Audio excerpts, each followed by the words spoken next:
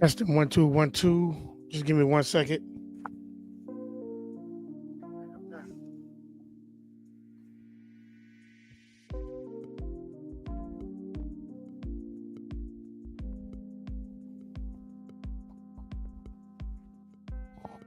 1 2 1 2. Making sure everything worked.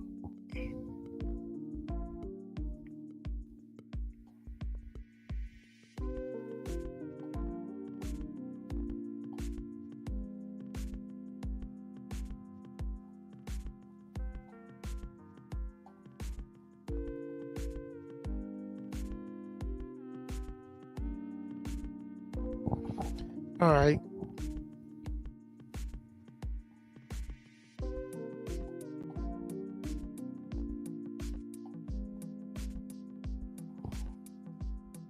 All right. Testing 1 2 1 2.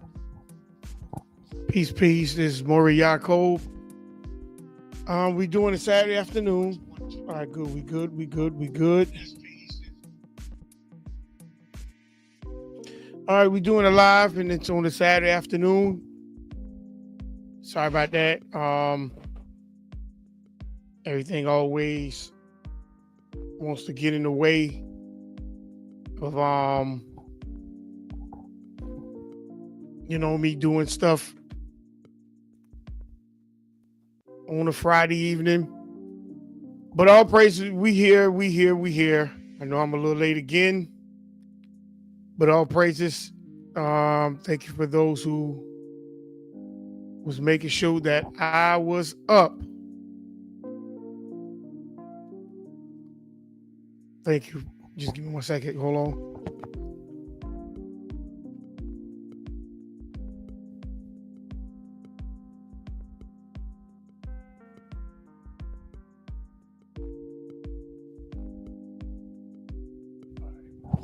All right, all praises. We thank the Creator for being here. We thank the Creator for giving us the opportunity, whereas that we would be able to, we could come together to be able to hear a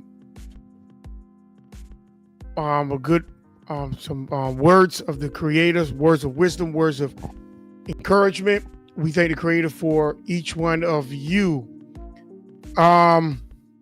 We thank the Creator for just giving us an protecting us, providing for us,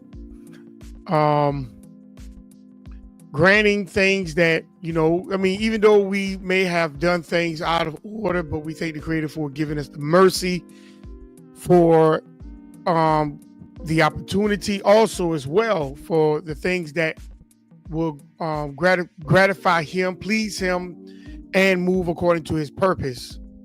So,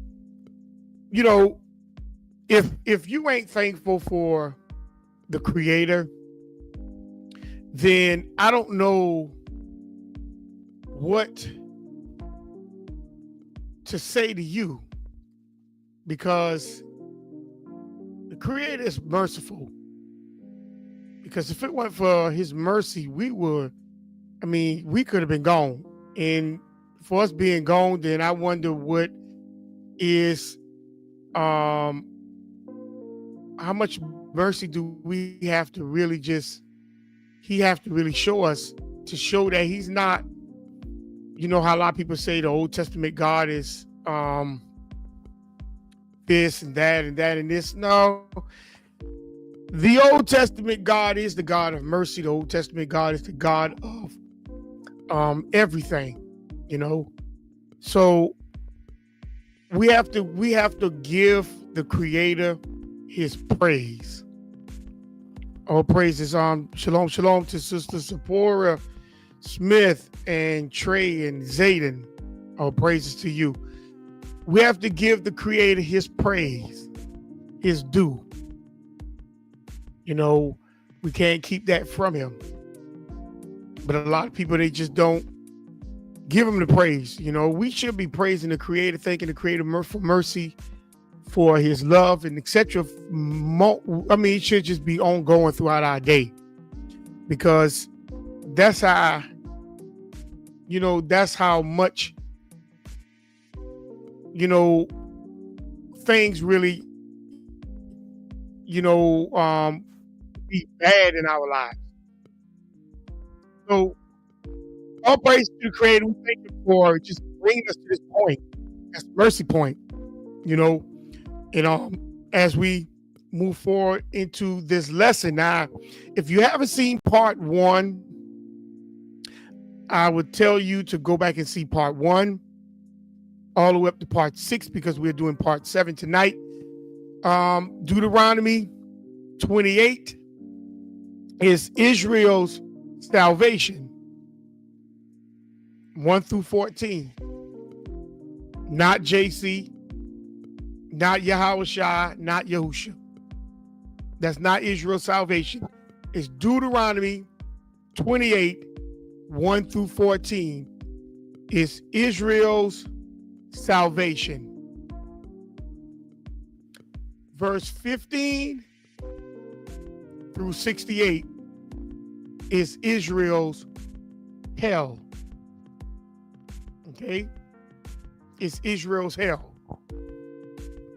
So we thank the Creator because, you know, so now we are in part 7,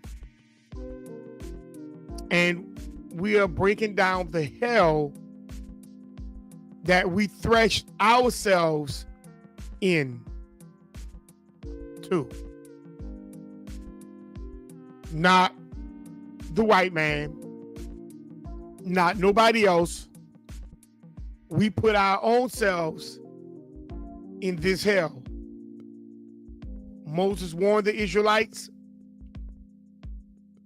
Moses expressed his concern to the Israelites. And Moses had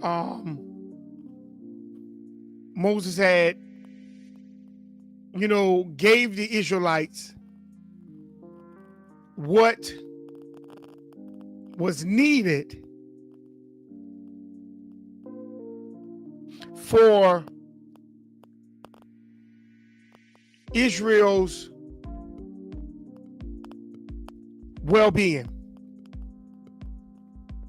But you know how Negroes are. You be kind, you be thoughtful, you be honest. All these things, but the Negro ain't gonna listen to you. Because a lot of times they'll look at that as being weak. You know? They'll look at that as being weak. And when you think that you look at these people and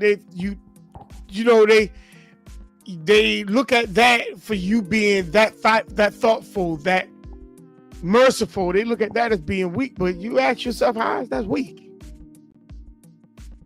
No, it's not you being weak. It's just that Negroes don't care. Even when you warn them, they don't care. They don't listen. Negroes will push the envelope until they can't push it no more. And then be wondering, whoa, why is all, what's this judgment for? See, Negroes are hard-headed.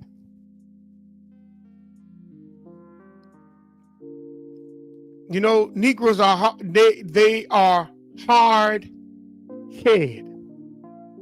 They don't care. And that's why Israel is in the position that it's in today. Because of hard-headedness, stiff-neck, haughty. Their head is like adamant stone. They don't care. And that's the reason why it's only going to be a remnant that make it. It's not going to, all Israel is not going to make it. Only a remnant.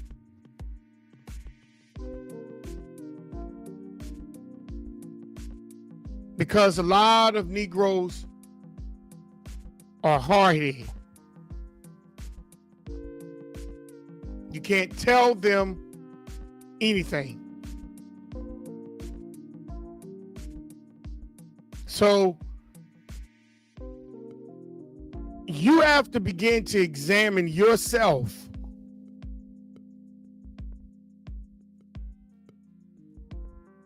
Because right now, Israel is inside of his hell. We are being tormented on every side.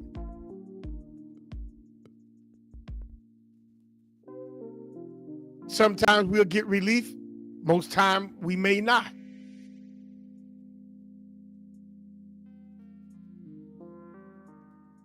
And the only thing that's going to give Israel release right now from some of these pressure points that we're going through is to make sure we are in the Sabbath or striving back to the Sabbath. And those who don't understand what the Sabbath is, let me repeat the Sabbath again. The Creator created everything according to the purpose and the function of of those particular things. In other words, for an example, he created a bird for a particular reason. He created a pig for a particular reason. He created a roach for a particular reason. And once when he create those things, etc., etc., etc., etc., the sky, which is the firmament, the sun, the moon, he created all these things for particular reasons. But man, and he created man for a particular reason. Everything functions according to the order of the Creator.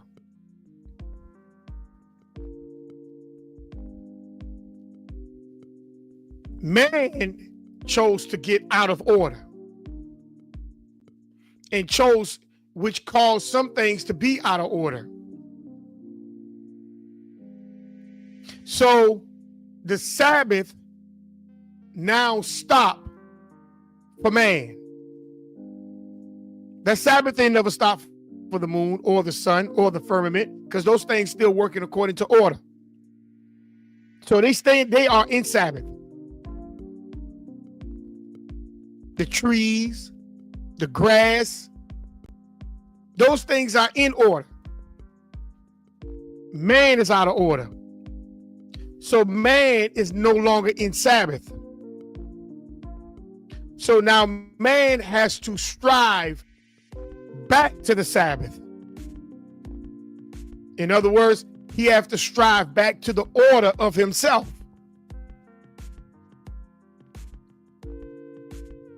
And move and function according to that purpose that he was designed, or he and she was designed to be in.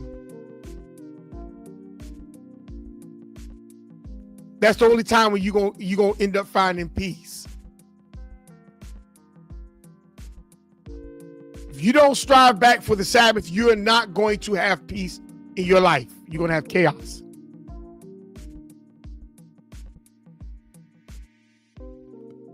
So when the Bible says 6 days thou shalt work, meaning you examine self, straighten self out, move self within and back into purpose. Once when you move self back into purpose,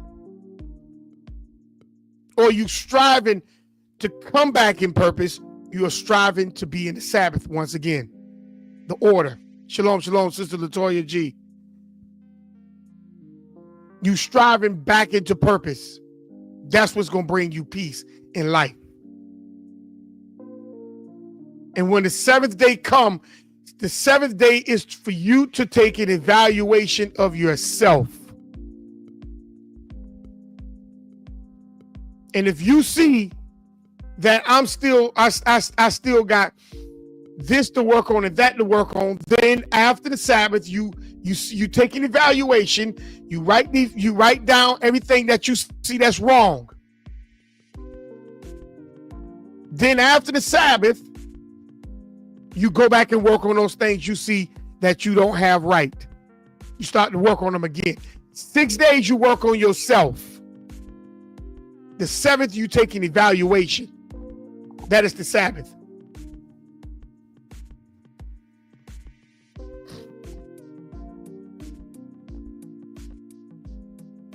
That's the only way you will have peace, because you're recognizing the things that you're recognizing, the failures or the shortcomings that you see that's causing you to stay out of line with your purpose.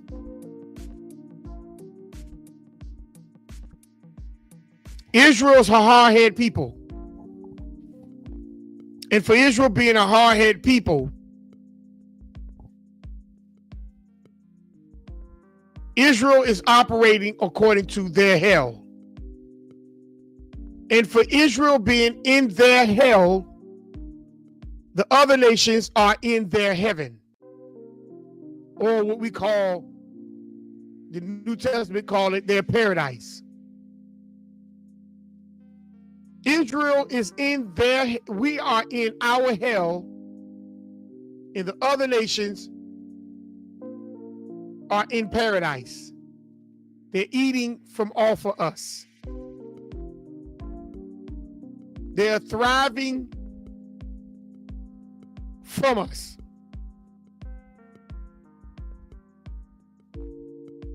We may have a little bit of money, we may have a house, a car, and a nice little job, but you're not in charge. And you can still be in charge, but the point is, in order for you to hold that position, can you be you, or do you have to sell yourself short in order to be in that position?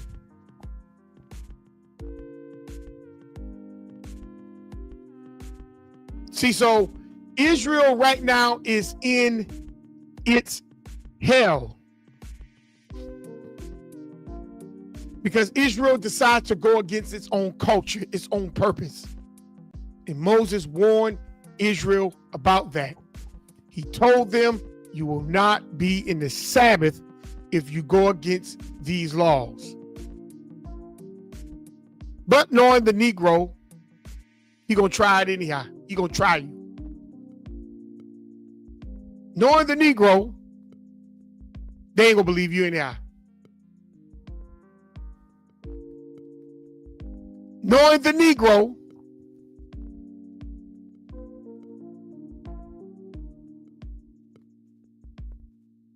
the Negro gonna do whatever the Negro gonna do, thinking that he or she, once when they do it, is right. That's the Negro. Negro don't care. So now here we are. We in part 7. I put the link in the chat if anybody wants to come up and have the conversation with me. This is Maury Yacob and ITFTR Network. We are in Deuteronomy 28, and we are down in verse 25. We're picking up in verse 25. Deuteronomy 28, verse 25. So Israel's now, Moses is describing hell to Israel. He's describing it. He's telling Israel what their hell will be like. He's telling them this.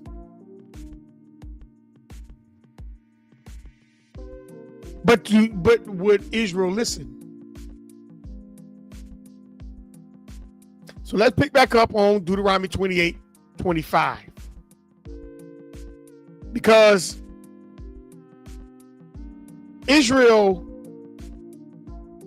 always put themselves in positions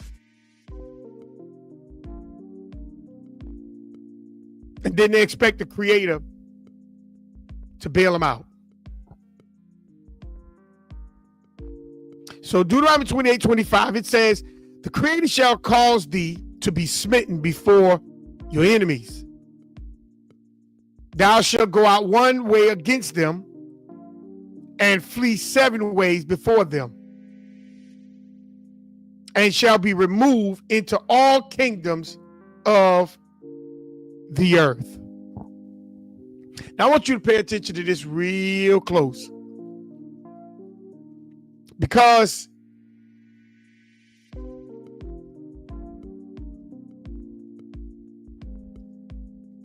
Israel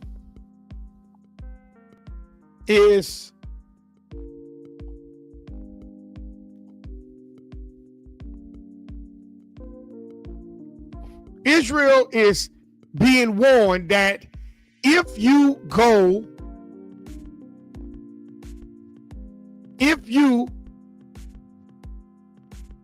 act hard, you're going to go up against your enemies, Israel.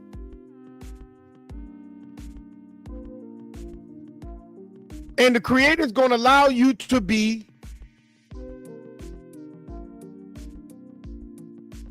smitten.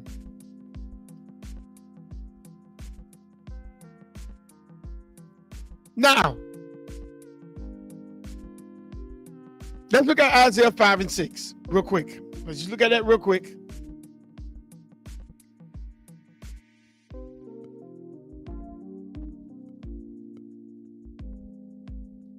Isaiah the 5th chapter, verse 5 and 6.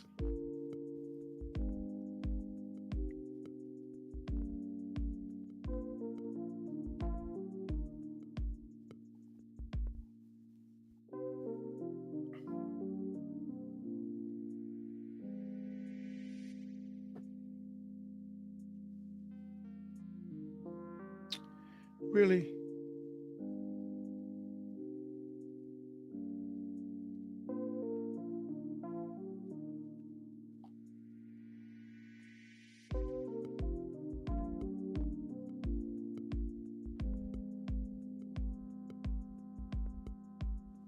Thank you.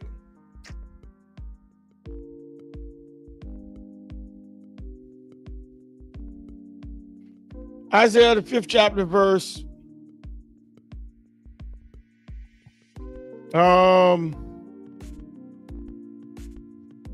let's start at verse 5. And it says, and now go to, I will tell you what I would do to my vineyard. This is the Creator. This is an analogy of the Creator speaking. He say what is he going to do to his vineyard? He said, what will I do to my vineyard? What will I take away? No, he said, I will take away the hedge thereof, and it shall be what? Eaten up and broken down. The wall thereof, and it shall be trodden down. You see what the Creator is saying about his vineyard? This is what he's going to do to it.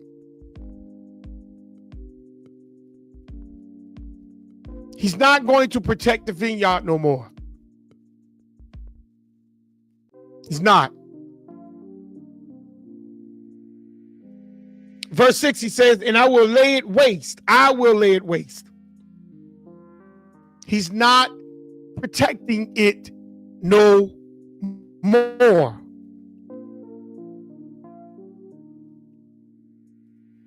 You see? And shall not prune it, meaning, you dig around it to make sure other grass that don't belong there does not grow there. He said he's not going to do that no more. He's just going to allow everything to grow there now.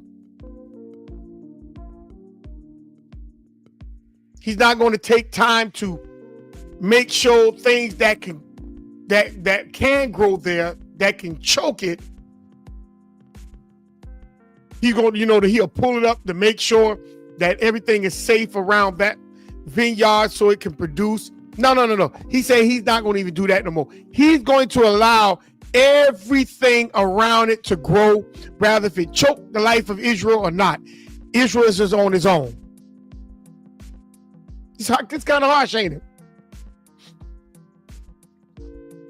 He said he won't prune it, nor dig, but there shall come up what? Briars and thorns. And I will also what? command, he said he would command what? The clouds, that they rain no rain upon it. I mean, it's just going to be, it's about to be hardship.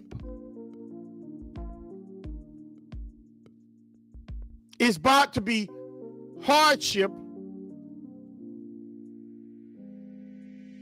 for the vineyard of the Creator, of the Creator. And I notice what verse 7 says. He said the vineyard of the Creator of hosts is the house of Israel and the men of Judah, his pleasant plan. So he's telling you he's going to allow Israel to go through. He's not going to give relief for Israel. Why? It's because Israel is choosing to do what it want to do, be what it want to be, think the way it want to think, feel the way it want to feel, act the way it want to act.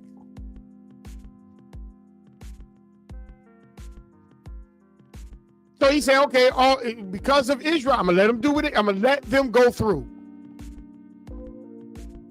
Those that survive, survive. Those who don't, don't. And he's telling you in verse 7, who is this plant? It's the house of Israel and Judah. And it says, and he looked for judgment, but behold, oppression. For righteousness, behold, a cry.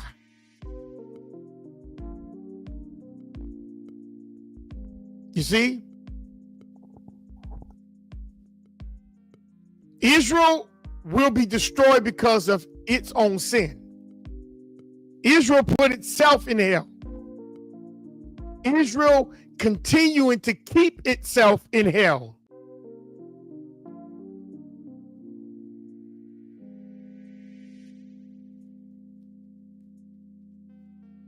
You see? We continue to keep ourselves in the oppression because we are hard-headed. Let's go to Psalms 1. Let's go to Psalms 10.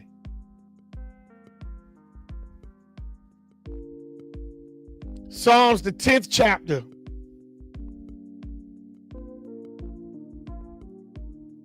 We put ourselves in these positions.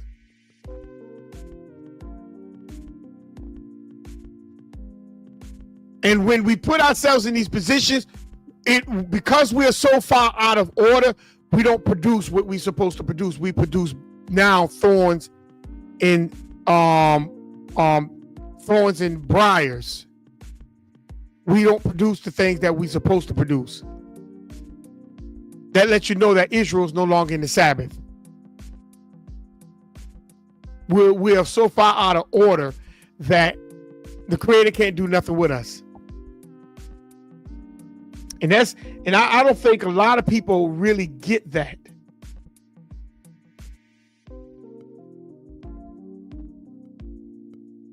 That sometimes you just got to let things just die out in order for new things to grow.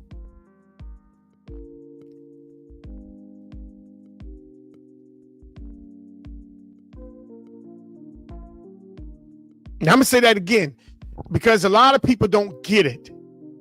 That's what these curses are letting you know. Many of us gonna die out because it's nothing the Creator can do with you anymore.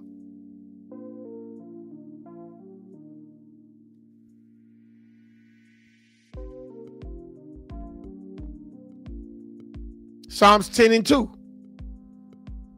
It says the wicked is his what? Pride. The wicked in his pride do persecute the poor.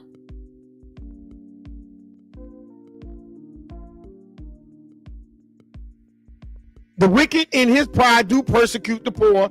Let them be taken in the device that they have imagined. You see?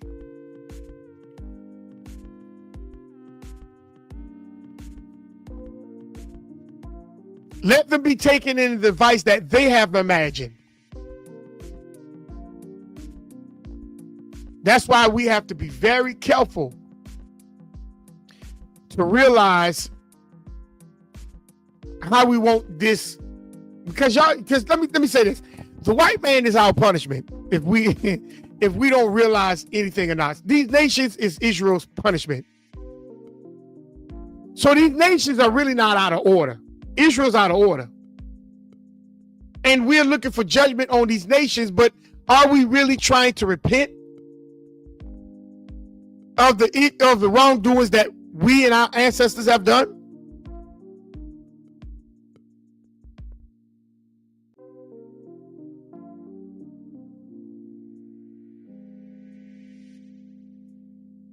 Are we seeing the things that the positions that we put ourselves in, and begin to ask the Creator and thank the Creator for the mercy that He has given us? Because even though these nations are doing things against us, that's still the Creator's mercy for you still to be here. And those nations haven't yet destroyed you. They feeding you. Even though it may not be healthy, but they still feeding you. The Creator could just turn them loose and allow these people to just come straight in and destroy you.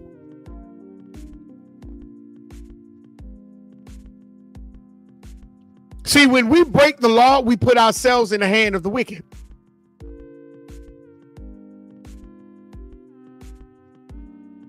We put ourselves in the hands of the wicked when we break the law.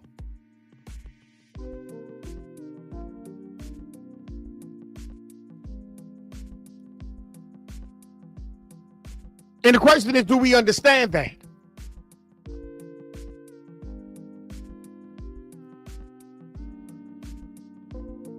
Do we understand that?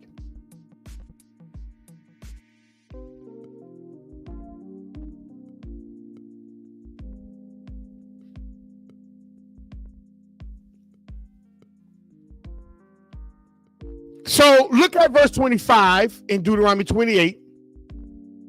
The word smitten means to strike, to injure, to plague, or to stumble. See, the enemy will strike us. It's going to plague us, and it's going to cause us to stumble. So now watch this. So when we get struck, we get injured, we become plagued, or we see ourselves stumbling, it's part of the curse.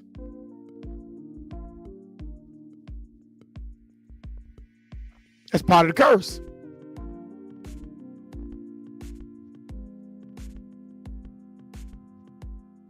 Part of the curse is to get you to is to show you, is to cause you to stumble. In other words, it's gonna make you stumble. You want to give up. You want to, because I find myself doing that. And I have to realize, this is the curse. I don't want to do it no more. I'm done. Plagues. What is a plague? That's sickness. We realize these nations create some of these sicknesses that we have, that is around us. That's part of the curse. To make you want to give up, to make you give in, that's part of the curse. Plague, sickness, that's part of the curse. Injured.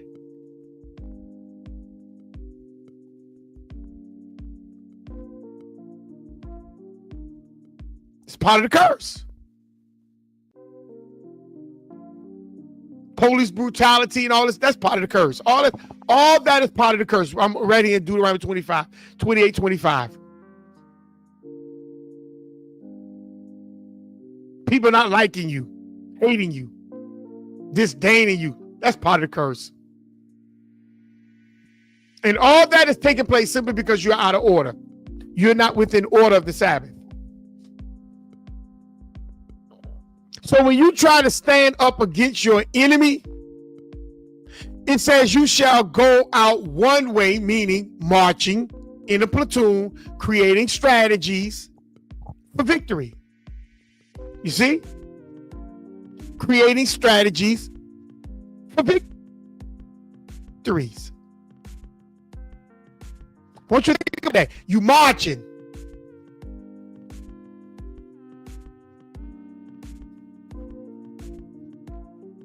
You marching.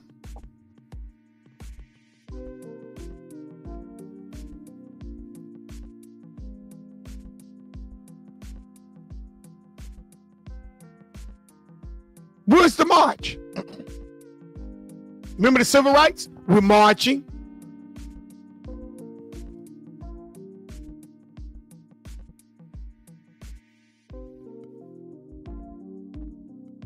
I mean, they were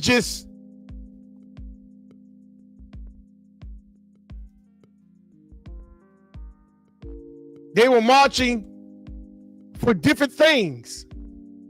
Sit at the counter. I mean, they just marching.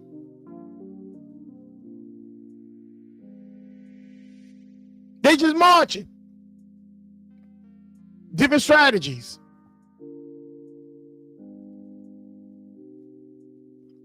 This is what they're doing. Sit at the water to be able to drink at the water fountain, eat at their counter, go to school with them, live in their neighborhoods. You're going to go in one way.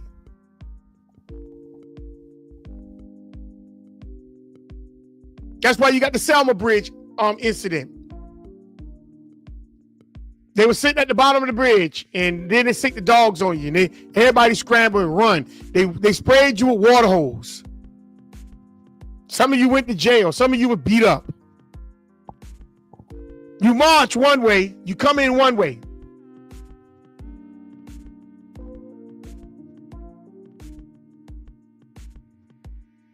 You try to stand up against your enemy. See how that go? Then when your enemy come in to pursue, you run. Shalom, shalom, Sister Shamara Bowman and Emery. You run. You flee. See, we march all the time. Black Lives Matter. We march across the. They say that's not the black folks, but it don't matter. You marched one way,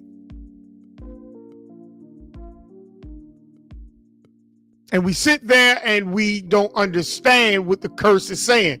Sister Latoya said you have the community. You know the community was confused and cursed to want to be a part of their system. That is true. That is true. The community was confused because Israel always tried to be a part of others instead of trying to be of itself. Shalom, brother Shiva.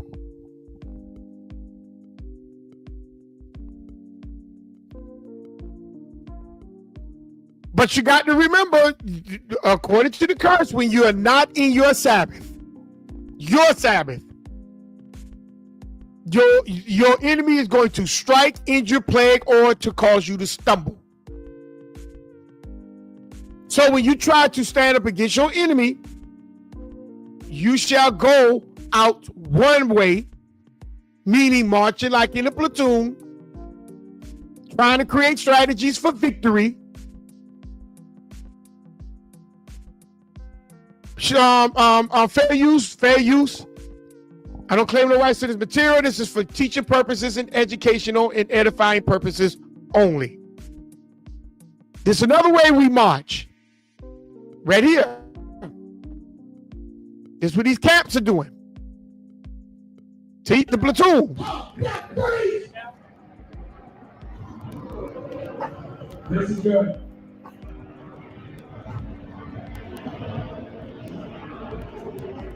They standing up. Look at him. Look like a military. Ooh. Man, look at that. Wow. Powerful. They look powerful, don't they? Like the military. Now they blowing their shofars. That'll impress all y'all.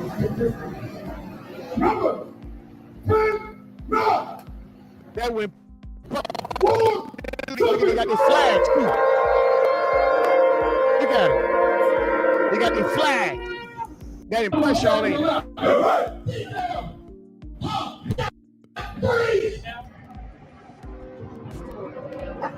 This is good. Impress all y'all. Deuteronomy 28:25. They shall go in one way, marching, platoon-like, strategies for victories. This way they do. You see? Black Panthers did the same thing. Civil rights movement did the same thing. They just doing this in the Hebrew like, nah. Now they'll tell you, oh, well, no, see, we doing it different because we keeping the law. It's still Deuteronomy 28:25. Still Deuteronomy 28:25. You see? It's still Deuteronomy 28:25. Sister Latoya put up Isaiah 51:18. There is none to guide her among all the sons when she has brought forth, neither is there any that taketh her by the hand of all the sons that she has what? Brought up. See? Nobody's going to be there to guide you.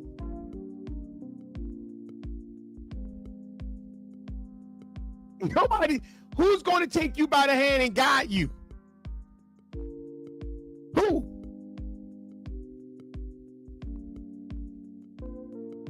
You're out of order. You're not in your Sabbath. Deuteronomy 28:25. Let's read it again. Let's read the top part again. He says, and the Creator shall cause thee to be smitten before your enemies.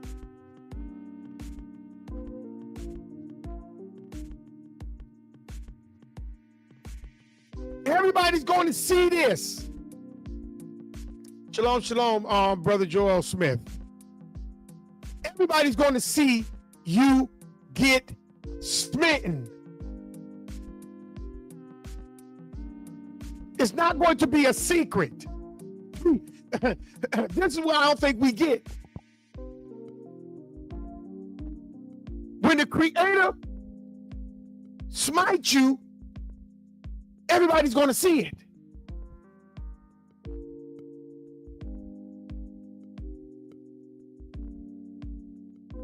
It's not going to be a secret. You shall go out one way against them. Stop right there. You're going to go out one way, marching, protesting, sitting at the counter, looking like a military, Black Panthers. You gonna go out one way against them. Everybody gonna see what you're doing. Everybody gonna see it. See, you don't even realize some of these people got you in a curse and they got you moving according to the curse and you don't even realize it. Because watch this.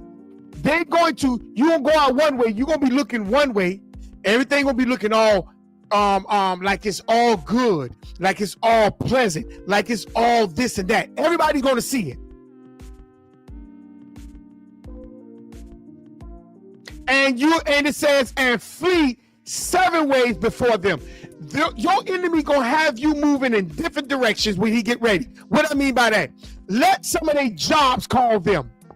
I need y'all at work right now. What you think gonna happen? You think they're gonna sit there and say, oh, I gotta stand in line? Them Negroes gonna get up and go to work. Those who have to work for the enemy.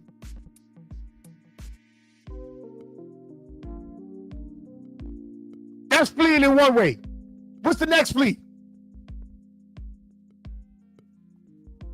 When they went to Africa and telling people that they Israelites, them people started throwing rocks and sound grenades at them. Boom, boom. And what happened? They fled.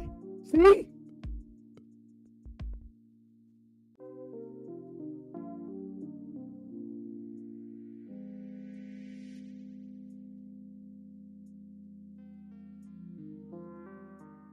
See, it looks good. But when your enemy starts to pursue you, he's going to mess all them lines up. You'll sit there and say, oh no, see, we'll fight back. Yeah, you'll fight back when they're not fighting you, but when they start to fight you, show me how you're going to fight back against them.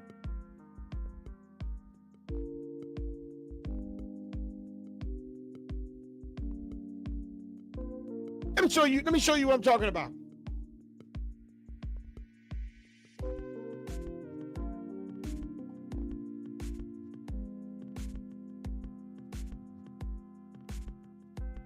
Let's go to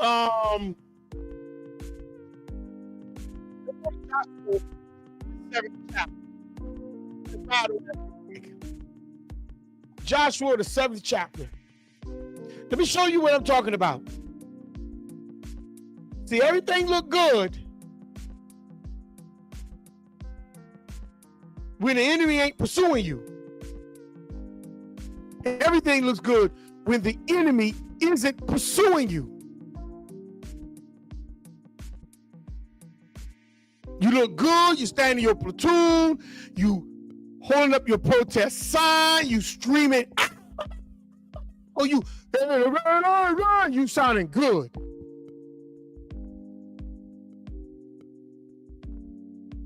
But you got to remember the enemy allowing you to do that because he know your curse.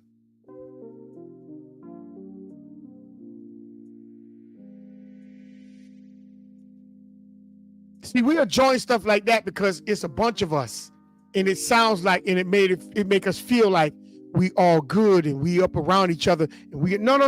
Your enemy allowing you to do that.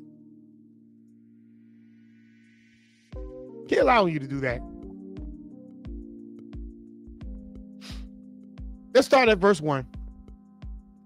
But when the children of Israel committed a trespass, because remember they just defeated Jericho. And they was told not to take nothing from out of the city. And Achan did. And Achan took it and hid it under his tent. And so now they come up against another city inside of the promised land called Ai, another Canaanite city. Okay? It's what they did. And what happened? Let's keep reading. We're not going to read the whole thing, but let's keep reading. But the children of Israel committed a trespass in the accursed thing. For Achan, the son of Carmi, the son of Zabadi, the son of Zerah, of the tribe of Judah, took the accursed thing, and the anger of the Creator was kindled against the children of Israel. See, we're going back to Isaiah, the 5th chapter. When you're not in your Sabbath, the Creator doesn't protect you.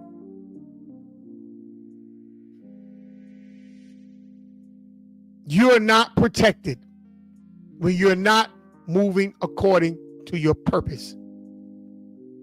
The Creator is not protecting you.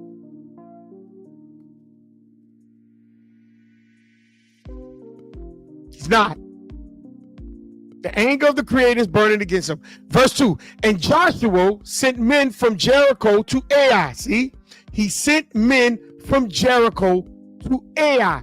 Remember, they just had a defeat by just shouting and blowing the shofar. And the walls came down. They didn't have to lift up not one military armor. They just shouted, ah, and blow the shofar. Woo! And the walls fell down on the 7th march.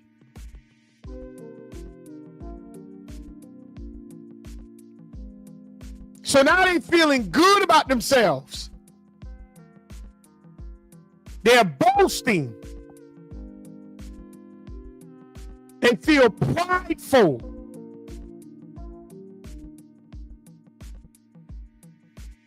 So Joshua sent men from Jericho to the city Ai, which is beside Bethaven, on the east of Bethel, and spake unto them, saying, Go up and view the country. And the men went up and viewed Ai. The same way they sent spies to Jericho. So Joshua doing the same military strategy. Doing the same thing, going according to the same plan, going according to the same motion. Joshua ain't changing nothing. So now let's go to verse 3. And they returned to Joshua and said unto him, Let not all the people go up, but let about 2,000 or 3,000 men go up and smite Ai. There go that word again, smite. Same word. Let us plague them. You see? Let us plague them. Let us cause them to stumble, injure them, or strike them. Let us do that.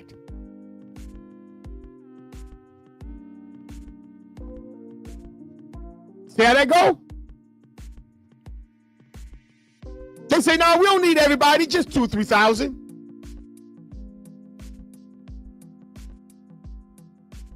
They're confident. They're confident become arrogant. Send 2,000 or 3,000, Joshua. 2,000 or 3,000 can take that. And make not all the people to labor thither, for they are but a few. In other words, we could clean this thing up so quick that it don't matter. We could clean this thing up so it ain't gonna be all day. We could clean it up. They become prideful because they saw they didn't have to lift a finger with Jericho. See, in the midst of your sin, you become prideful. In the midst of your sin, your arrogance. In the midst of your sin, you become arrogant. In the midst of your sin, you become self-centered. In the midst of your sin, you become hard-headed. And you think because of what you did then, you can still do it now. No, no, no, no, no. That's why every move you make, you're supposed to be before the Creator. Your face supposed to be on the ground talking to the Creator before you make any move. Did Israel do that? No. They march in platoons. They march to protest. They march for civil rights. They march like the Black Panther. They march like the Deacon of Defense. Nobody had their face to the ground listening to the Creator, talking to the Creator, communicating to the Creator to see if they were in line. No, no, no. It was what I'm going to do, what I'm going to show, how I'm going to do it, where I'm going to do it, when I'm going to do it, because it's about me. And this is what Moses was telling them. You're going to become arrogant. You're going to become prideful because you think it's about you.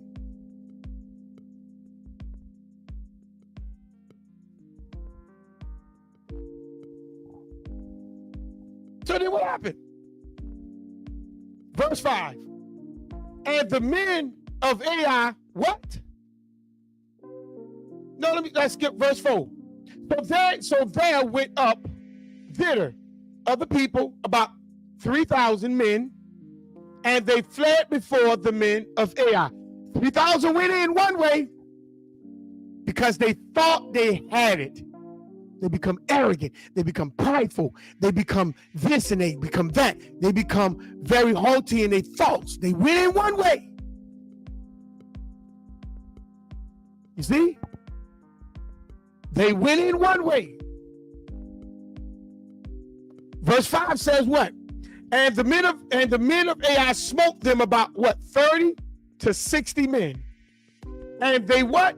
Chased them before the gates, even unto what? Shebarim, and smote them in the going down. Wherefore the hearts of the people melted and became as water.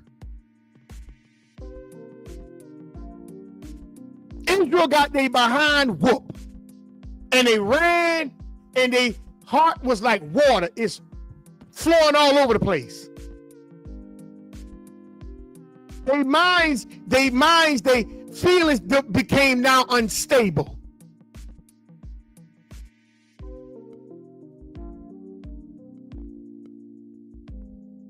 Moses warned them about that. But see, here's the thing though.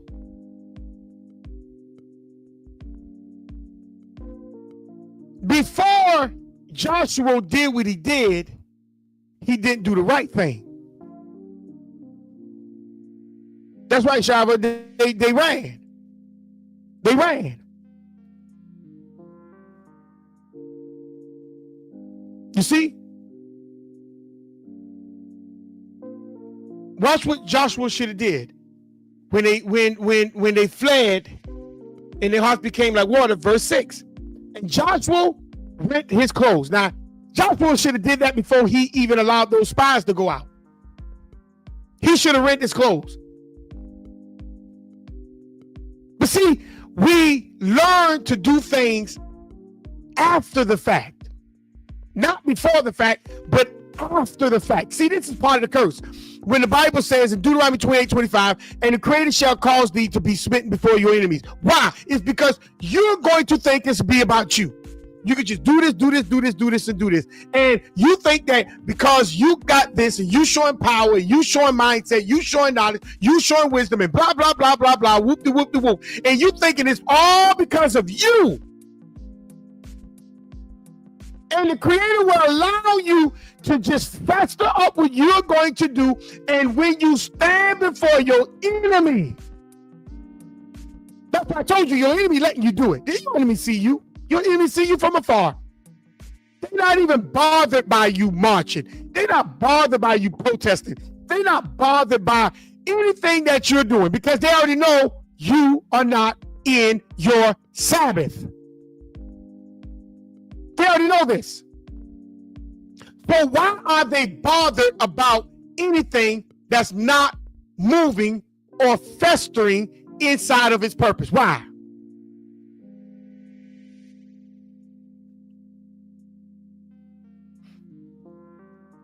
Why are they bothered about that? So Joshua rent his clothes according to verse 6, and he fell to the earth upon his face before the ark of the Creator until the what? Evening time. He did not get up. Why he didn't do that before he sent them people in?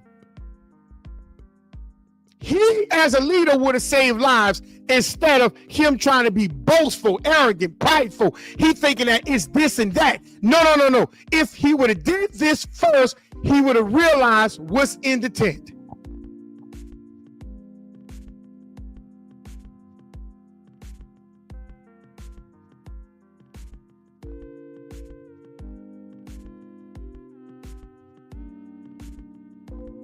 You see?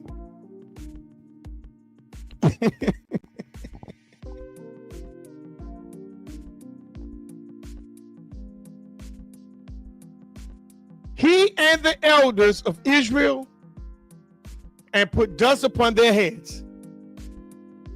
See, sometimes you got to see what you're doing backwards in reverse to be able to work in reverse to get to the decision before you even move to the next point. But a lot of us, we ain't trying to do that. We want to move according to our purpose. And the enemy just sitting right there, be looking at you laughing. The enemy just be laughing at you.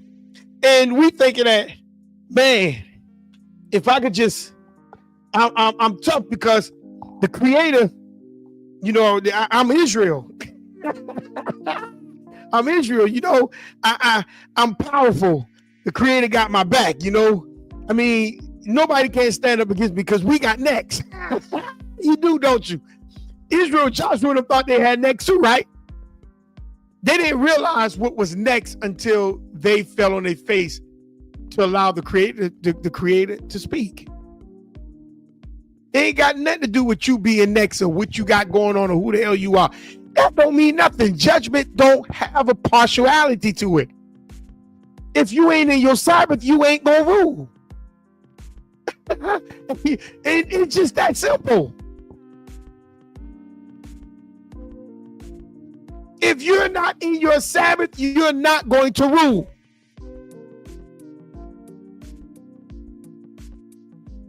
It doesn't matter what you claim, who you claim, why you claim it, when you claim it. It doesn't matter.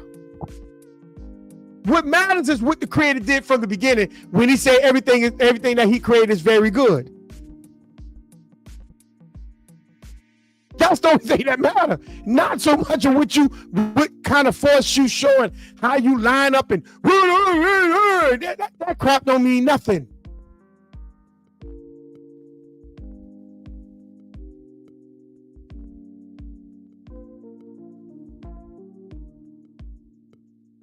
It don't mean anything. That's why the Bible says he declared the end from the beginning. So what's in the middle? See? What's in the middle?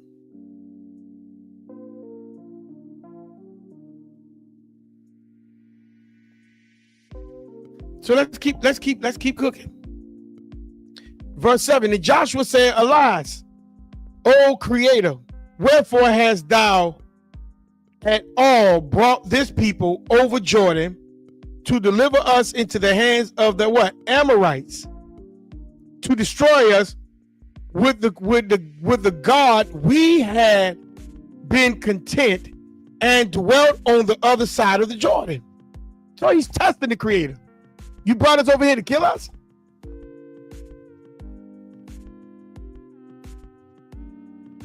So you allow these people to come over here to destroy us? Where the elders preaching at, speaking at, praying at? So you brought the people over here to destroy us? You allow them in our neighborhood to just buy us out? We can't have no more community? Do we pray these prayers to the Creator? See, notice Joshua and the elders didn't move until they got an answer.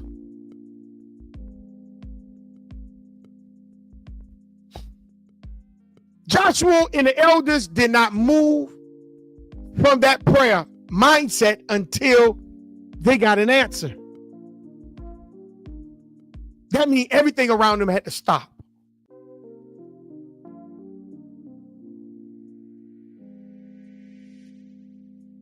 You see?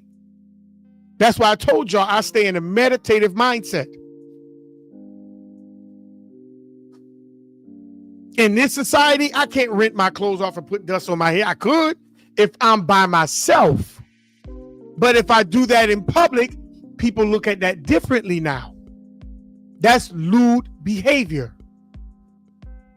So you got to pay attention to your enemy.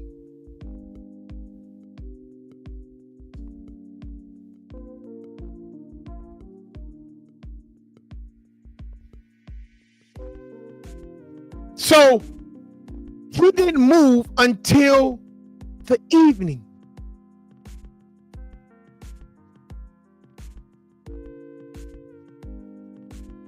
Him and the elders.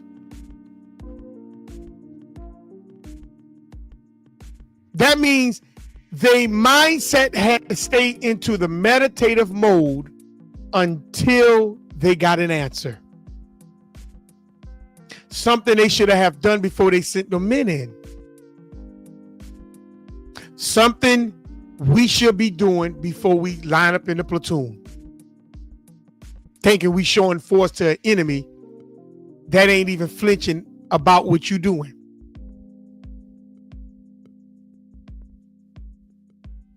You don't care nothing about what you got going on.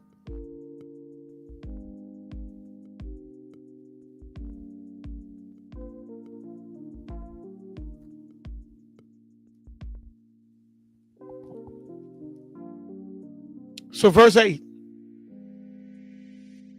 O Creator, what shall I say when Israel turneth their backs before their enemies? What is he's asking them? What are we going to say? We can't even stand up against them, but you just had the courage. You just had the arrogance, pride against Jericho. Now you're a coward against Ai, the next city over. Did Ai not see that you just defeated Jericho? They was on standby. They was ready for you to come in. You didn't think they saw you? You don't think your enemy see this right here? You don't think your enemy see this right here? I mean, on the tube? Your enemy see they watching you. And if y'all listen real careful and go listen to the video itself, y'all can hear the helicopter flying over. They not intimidated of you. This is good. We can hear the helicopter flying over.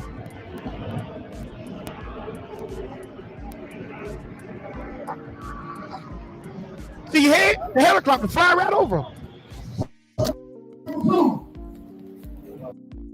You think they are intimidated of you? You stupid. You don't think your enemy got ops in these camps? You stupid. If they did it to the Black Panthers and etc., why you think that these folks here who line up like this ain't got ops in amongst them? Oh, my bad, the Israelites, because the Creator protecting all that, right? You stupid. That's why your enemy ain't flinching against you, because he understands Deuteronomy 28:25.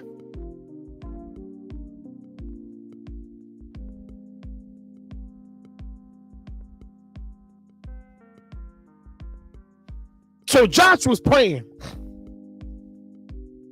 Verse 9. For the Canaanites and all the inhabitants of the land shall hear of it.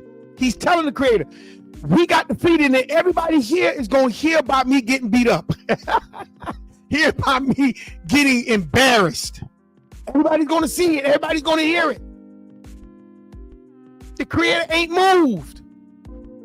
He ain't moved because of your embarrassment. The Creator does not care about your feelings. He don't. Your feelings don't matter when it comes to law. And I mean by feelings, meaning your desire. How you think, what you believe. The Creator don't care nothing about that. You don't care nothing about what you think and believe. That does not move the Creator. Brother Shava say, they have them in the camps, like you said. They always infiltrate our organizations, but some of these camps aren't threats, but they still have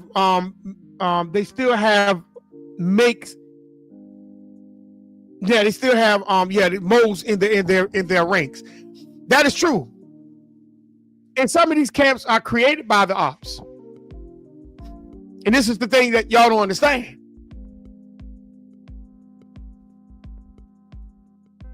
So the Creator's not concerned about your desire. He ain't concerned about that. I don't know why we believe that the Creator is concerned about your desire. He don't care about that. He doesn't. Sorry. Those are your feelings. That's your mindset. Joshua was like, man, our enemies, everybody in the land gonna hear about us being destroyed. And he said, and shall and shall round about us. They cut off our name from the earth. And what will thou do unto thy great name? So now watch this. Joshua thought he was being slick. If you read that real close in verse 7, I think that's verse 7, verse 9. If you look at Joshua verse 9, Joshua trying to be slick with his words. You know, what you gonna do? You know, everybody gonna hear about us. They're gonna cut the name off, and it's gonna be your great name. No. The Creator was separate. He would separate his name from you. You can't put the Creator in your foolishness. The Creator is going to protect his name, but at the same time, he ain't going to protect you in your sin.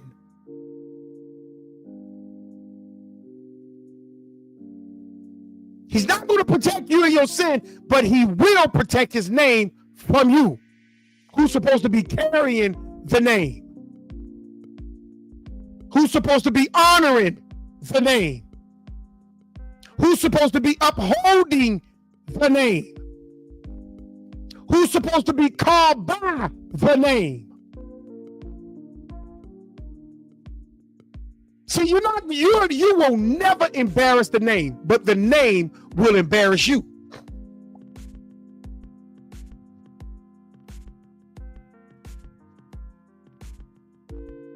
So Joshua thought he was being slick with his words. So verse 10, look at verse 10. And the Creator said unto Joshua, get up. Get your behind up. You try to be slick with your word. Man, get up.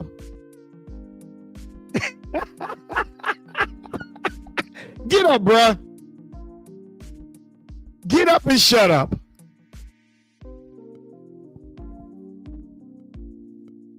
Wherefore liest thou upon your face? Why are you down there? Why are you lying on your face? You know what? In other words, the Creator saying, man, get up. I'm tired of listening to your foolishness. Why are you on your face? Why are you on your face? When David sinned with Bathsheba and David realized that that baby was going to die, David was on his face. Nathan came to David and told him the same thing. Get up. David crying, crocodile tears, snot coming out his face. All that. The Creator told Nathan to tell David, get up. What you on your face for?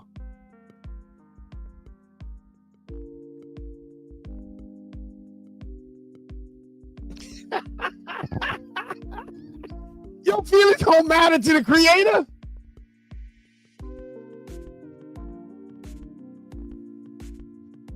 And Nathan told David, that baby is going to die.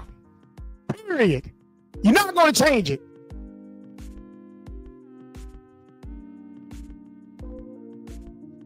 Go read the story on yourself. You can see it. Nathan told David, the Creator said that baby will die. You're not going to change it because of your sin and her sin.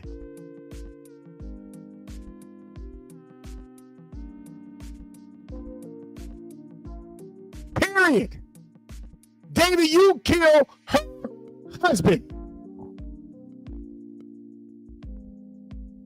You got blood on your hand, David.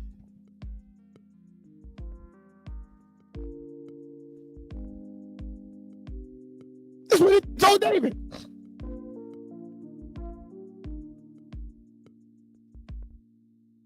I gave you plenty of women. And you desired that married woman.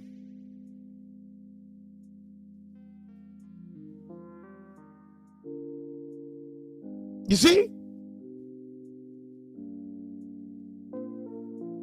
David, you committed adultery with a woman that was married. See, notice he didn't say, David, she committed adultery. No. He committed adultery because David messed with a married woman.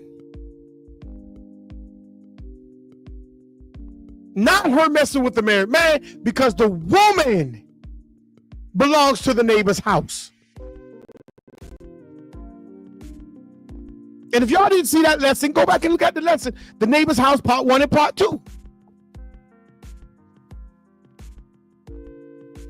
And the creator's telling Joshua this before David even was in existence. Get up. What are you on your face for? And watch what he said, verse 11. Israel had what? Sinned. Israel sinned.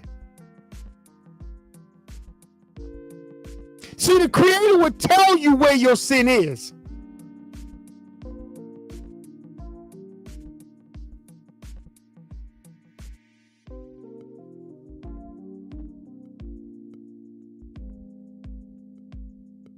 He will tell you where your sin lies.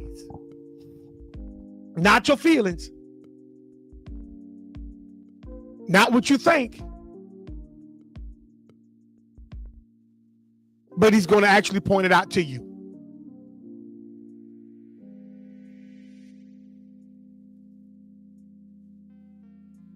But the problem is, most of us don't listen. We go off according to what we feel and what we believe and our desires or what we want. The law is clear and cut. Straight cut. You can't get around it. But many of us will ignore it because of our desires, our wants, and our beliefs of how we feel. The angel of the creator told Israel, Joshua, Israel has sinned, and they have also transgressed my covenant, which I command them, for they have what? Even taken of the what? Accursed thing, and have what? Also stolen and dismembered also, and they have put it even among their own stuff. He was specific at where the sin was. I mean, what the sin was. And where the sin lies.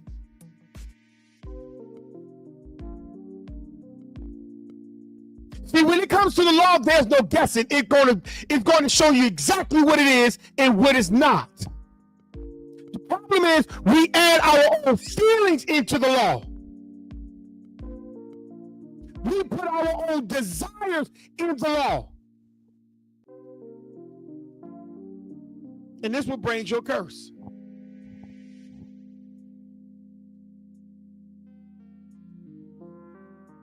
This what brings your curse. That's why he told Joshua, get up. What you on your face for? You ain't know. Why you on your face? I ain't asked you. I told you to meditate on my law day and night. I ain't asked you to be on your face. Naked in the middle of the street with sackcloth on your head and dust. I ain't asked you to do that. If you would have prayed and talked to me before, I would have told you not to go against AI, and I would have told you sin is in your camp. You could have dealt with that before you got those other people killed.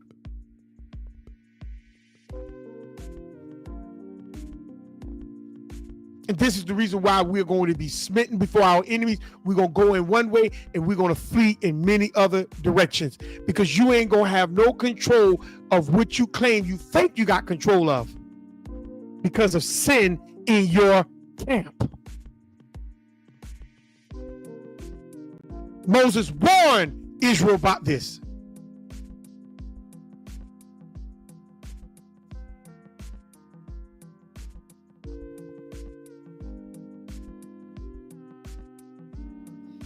In verse 13, I think I'm gonna stop right here. Up, sanctify the people and say, he said, get up and sanctify the people.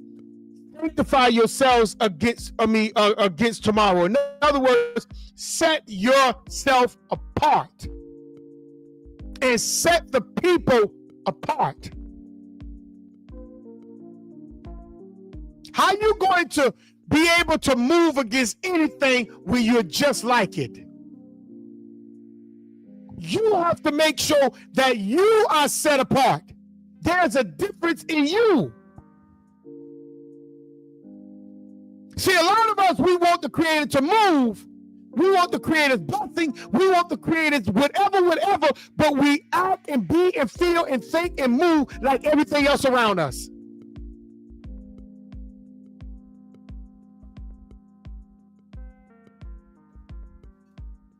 I'm not about no fringes. Oh no, those numbers, you just went against numbers. No. Shut up. Because show me where the Creator say you ain't because you ain't got no fringes on, you lost against AI.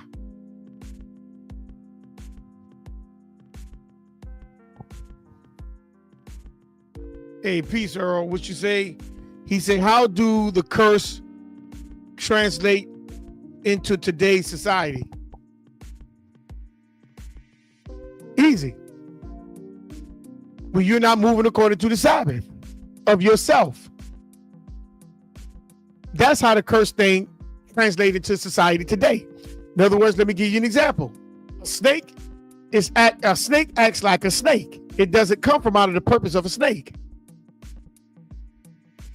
And when it defends itself, it's not going to defend itself like a butterfly. It's going to defend itself like a snake. So man tries to defend itself according to the desire that it wants itself to be, not according to the purpose, the creative purpose himself to be in. So when you act outside of that role, then you are cursed, period. You're cursed. That's the reason why right now our land is being oppressed by foreigners. And foreigners can come and tell you that you're a foreigner and make you pay them rent, money, and all this and tribute because you out of your purpose.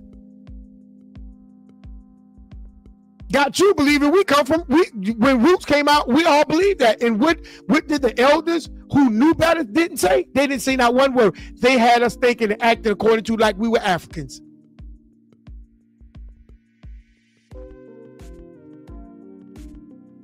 Because they wanted to be a part of a society that the Creator never designed for us to be a part of. That's a curse.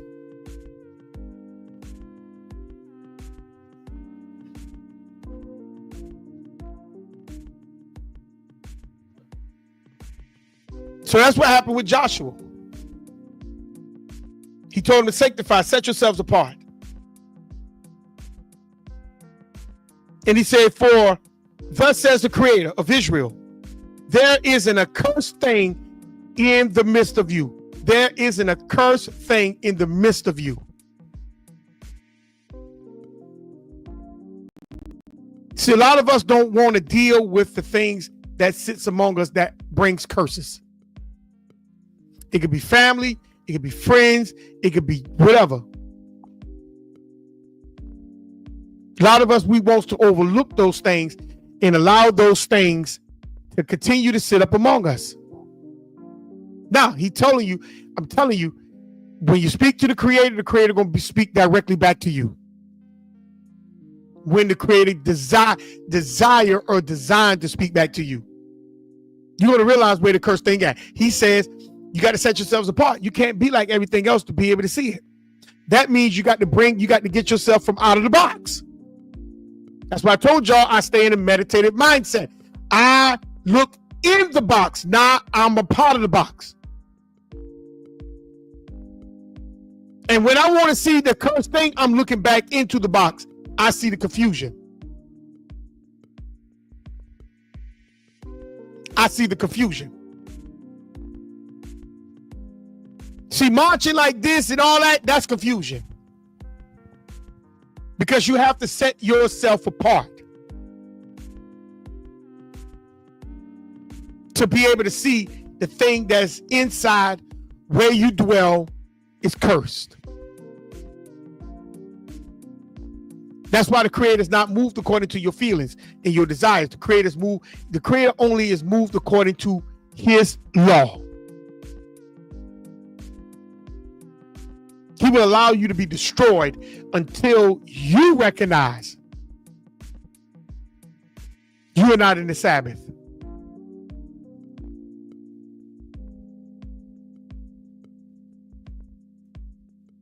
See, a lot of us, we are moved according to our own purpose, our own desire. We are moved according to whatever. But the Creator is not moved according to what you feel, what you believe, what you think, and whatever. He desire that does not have no concern to the Creator. When you respectfully go before the Creator and you allow the Creator to speak, He's gonna let you know exactly what it is and where it's at. Now the problem is, are you gonna deal with it? That's what the Sabbath is for. I just sat there a few minutes ago and told y'all what the Sabbath is. The Creator designed everything to move according to a purpose of how He purposed it. That sun ain't never stopped in the purpose of itself. The moon never stopped within the purpose of itself. The sky, meaning the firmament, never stopped within the purpose of itself. But man did.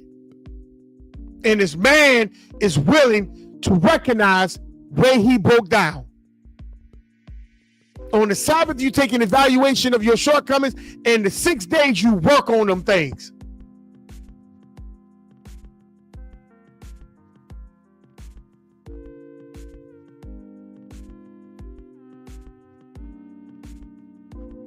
And when you get back to the Sabbath again, you take another evaluation of self.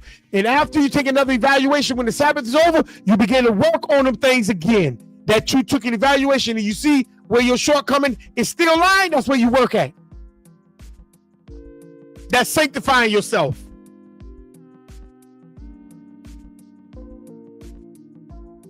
But he say, oh, it's in the cap. The cursed thing is among you. Verse 14, he says, in the morning, therefore you shall be brought according to your what? Tribes. And it shall be that the tribe which the Creator taketh shall come according to the what? Families thereof. Not according to the man, but the families. See, every household has to give a god doggone account.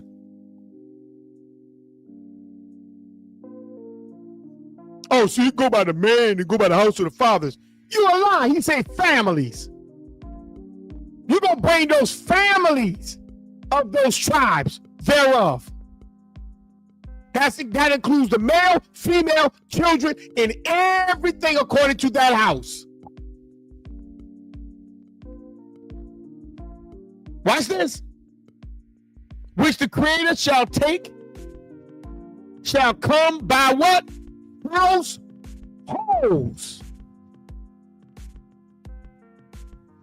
See, don't get it twisted thinking that, oh, so you go by the house of the fathers. No, it go by household. Families, male, female, children, and everything that connects to the house. The neighbor's house. You see?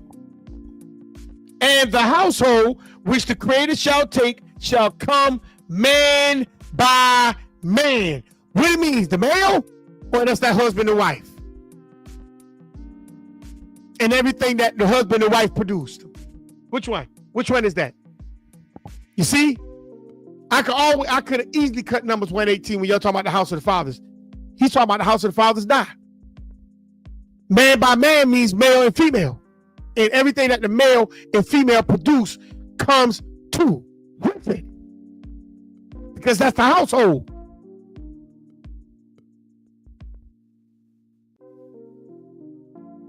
Hint, I'm giving you a secret to how to defeat Numbers 118.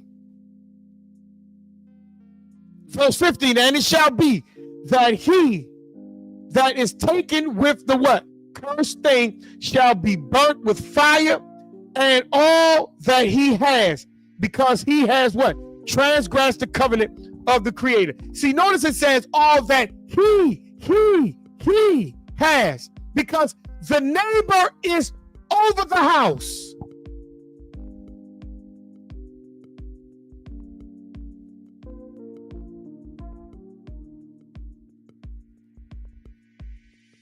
So all that he has shall be burnt with fire, because he has trespassed the covenant of the Creator, and because he has what? Wrought folly in Israel. See, you don't have to guess what sin. The Creator's gonna let you know exactly your sin. Where's that? and he's going to point it out. Boom. So you don't have to be on your face. You just have to talk to the creator and allow the creator to speak back to you.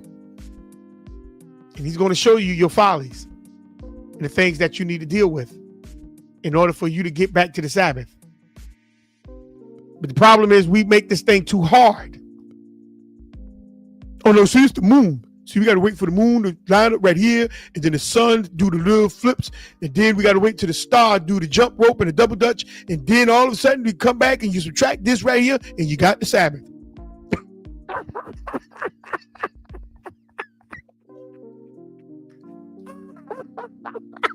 I don't know, but this is what we do. This is what we do. This is what we do. We tries to make things real complicated when it's really simple.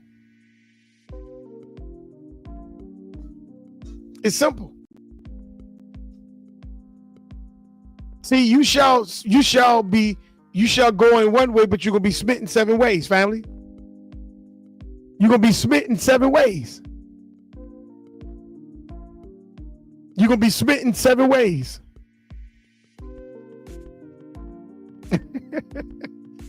You see?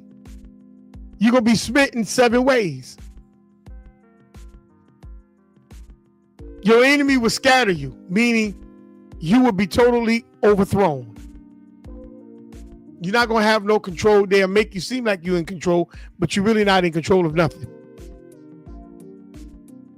See, this right here illustrates a complete, thorough outcome of you when you are not lined up according to the Sabbath of yourself and of your nation and household's purpose. You're going to be overthrown thoroughly. So IUIC and all these other people marching doesn't mean nothing. That's for their purpose according to the pleasure of themselves and the desire to build their group. That has nothing to do with the law. Nothing.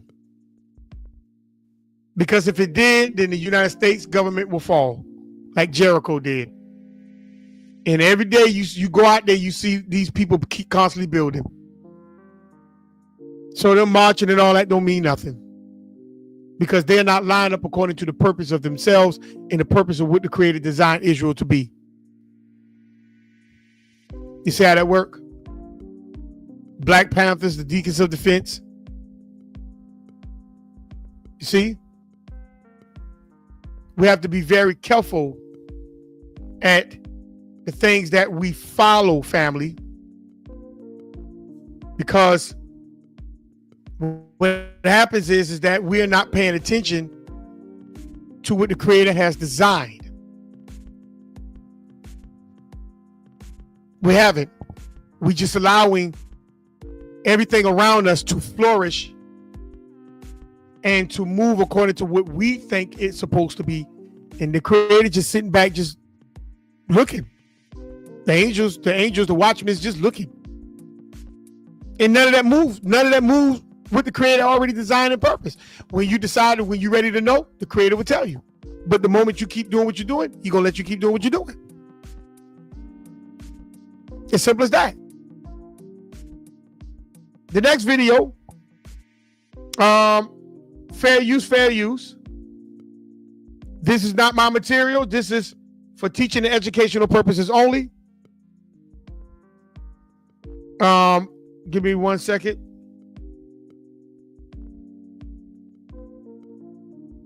You know, I don't claim the rights to this material. So let me pull it up.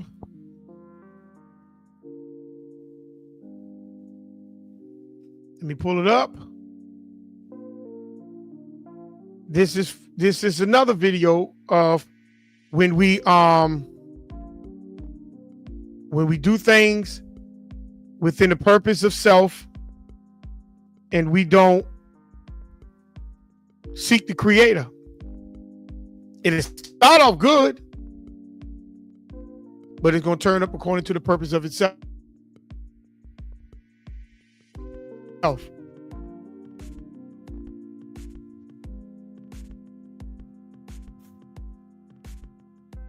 Fair use. The Crips, the first Crip in history. The first Crip in history.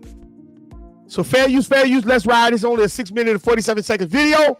I'm going to be stopping and pausing it sometimes through the video for copyright purposes. So let's ride. The first Crip in history, Raymond Washington. You see, the Crips wasn't designed for what you see it today. So let's ride. Let's keep going. Let's roll.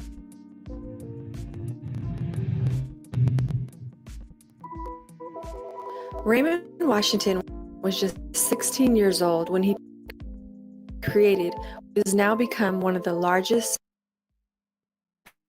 gangs in the world. As the founder of the Crips, he planned to create multiple South Central Los Angeles, Watts, and Compton Crip gangs that would be united, protecting their neighborhoods from outside threats. But things would not go as he had planned, and the Crip gangs that Raymond Washington originally started eventually took on a life of their own. So here we go. See, when you think you creating it for a desire that is good, but it's not according to the creator, then what happens is, and if you don't seek the creator for what you're doing, it's going to turn into something else. Period. It's going to turn into something else.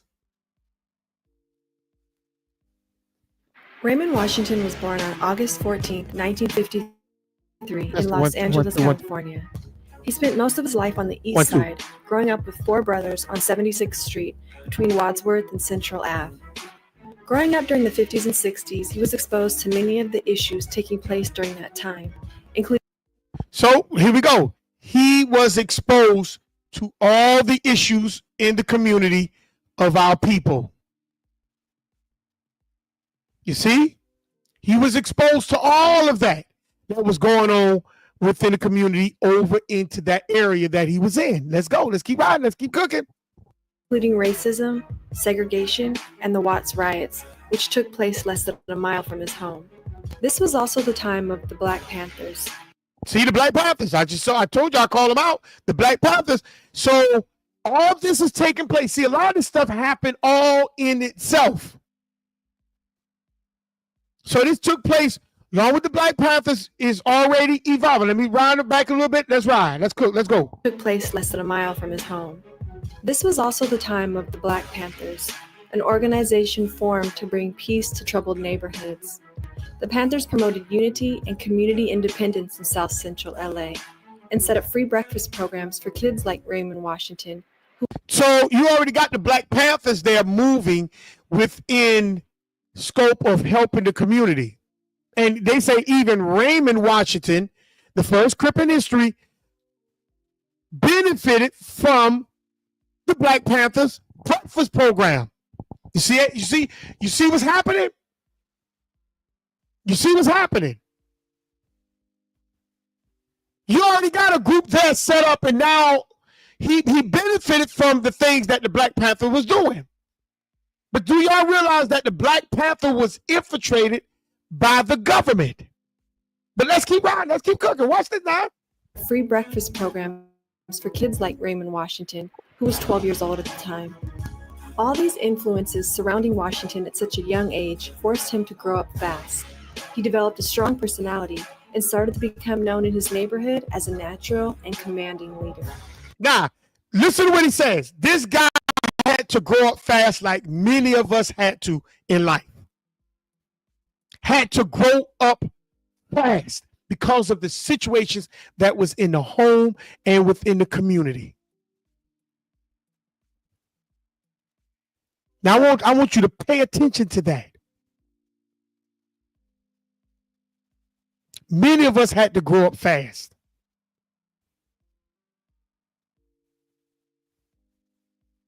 And it developed us in ways that we never could imagine.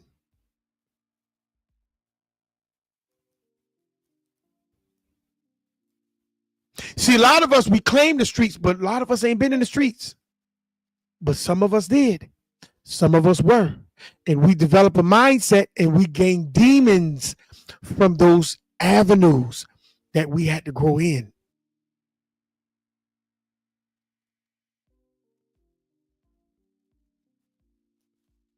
And that's what happened to Raymond Washington. He grew up in areas and things in the life that he grew up in, the community, the events of the community developed him in ways that he could not even imagine. But watch this. This is a beautiful story. I don't know if some of y'all may not ever heard this, brother, but this is a beautiful story. But watch this. Let's keep cooking. Let's go. As a natural and commanding leader. In his teen years, he would often get into fist fights at school. These fights would eventually lead to him being kicked out of many LA area high schools and being sent to a juvenile detention center. Soon, Washington was known on the streets as one of the best fighters on the East Side. So his brother, he know how to throw them hands because of his life that he grew up with. He know how to throw them hands, and he became the best hand, the best man that know how to do them hands. You see? See, a lot of people, you might know some people like this. He know how to do them hands, man. He know them hands. He know how to maneuver with that body. And he became known as the best fighter in the area. See, your life develops those stories within you, within your person. And you begin to evolve yourself and involve yourself within your community, within that purpose that was developing you. That's why David says, I was born into sin, but I was shaped into iniquity, because my community is what made me who I am. And a lot of people ignore that. They ignore the community in the house that a person or people end up coming from. And so we look for people to be one way. We look for people to think one way, feel one way, act one way. But we ignore where they come from. So let's keep cooking, family. Let's keep cooking. Let's keep cooking, because this is a beautiful story. Let's go. He was known on the streets as one of the best fighters on the East Side. He rarely drank and didn't do drugs.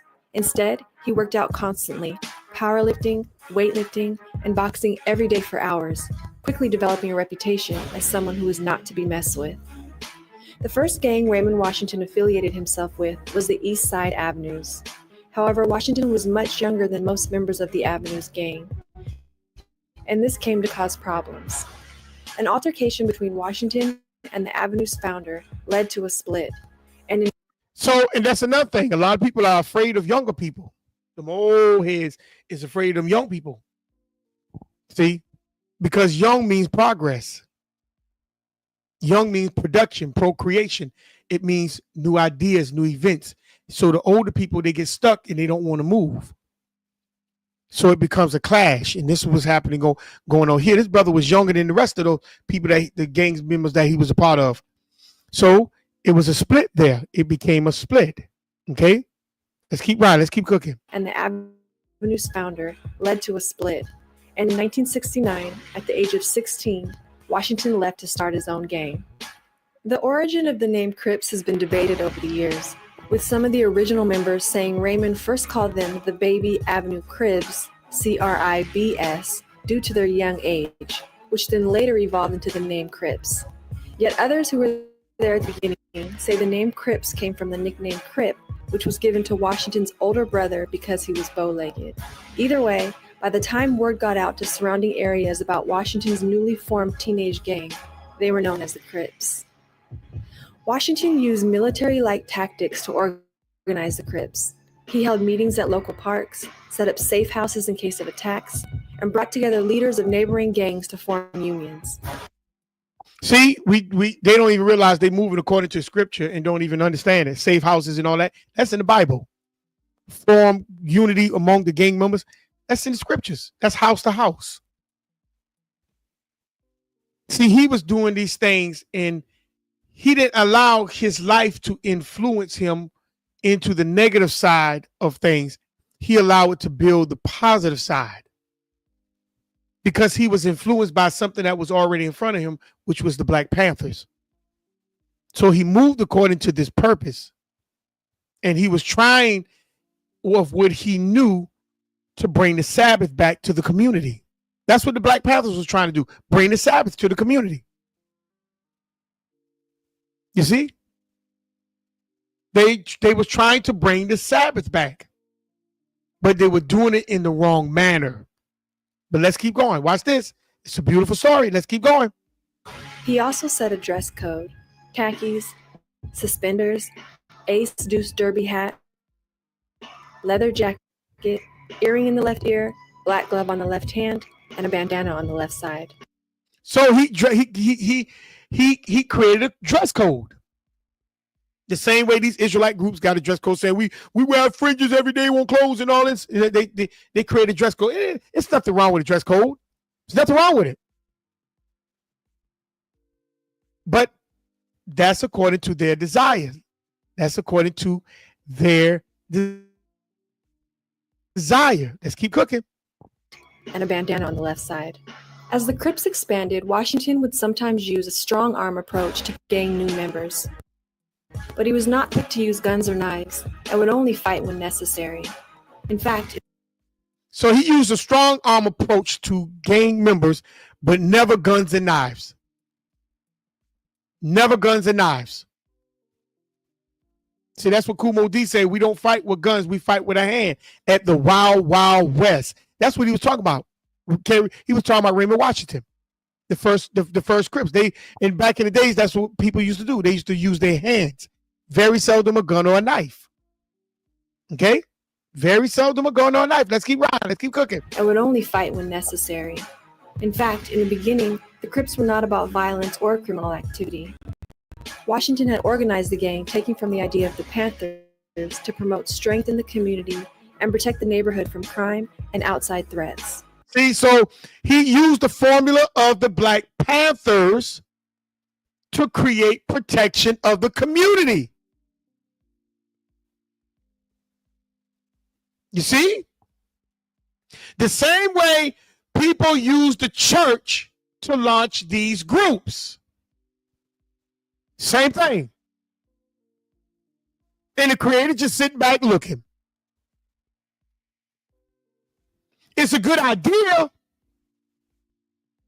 It's a good moment to share upon. It's a good thing. It's a good thought. But the creator just sitting back looking, along with your enemy. Let's keep going. Let's keep cooking. He intended for all surrounding area Crip gangs to get along and follow the same code. See, he wanted everything to get along. Like what brother, a brother told me, he said we all need to be unified. We need to get along because we live according to the law. It sounds good, don't it? Let's keep cooking. It wasn't until 1972 that things started to take a turn. So 1972, when everything, according to what he put together, his feelings, his desire, his thought, his role, 1972 is when things started to fall apart. Let's keep cooking. Poverty in the neighborhoods of South Central was at a... So now you got poverty, family. Let's hear it again. Let's hear it again. 72 that things started to take a turn. Poverty in the neighborhoods of South Central was at a high, and the poverty in the neighborhoods of South Central was at a high. It wasn't until 1972 that things started to take a turn. Poverty in the neighborhoods of South Central was at a high, and the Crips' activity began to shift to stealing money and clothes to survive. So now they done shift. The enemy done got you. God, whereas that you were doing good, you were creating programs. So now they created a famine among you. I just told you, you come in one way, they're going to have you fleeing in 7 ways. And so now when poverty came, famine in the neighborhood, the community around amongst your people hit, now your idea have to shift to survive. You see how that work? See, your enemy's clever. But you think what you're doing is even cleverer. So let me read Deuteronomy 28:25 once again. I'm just reading the top part because we're gonna hit the bottom part in a second. It says, the Creator caused thee to be smitten before your enemies. Thou shalt go out one way against them and flee 7 ways before them.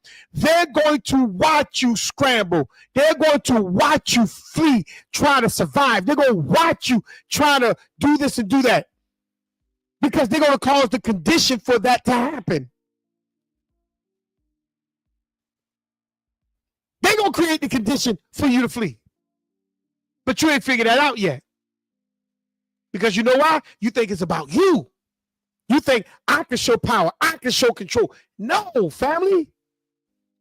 You're not in your Sabbath. So when you're not in your Sabbath, they have control over you because the Creator ain't studying you. He turned his face against you.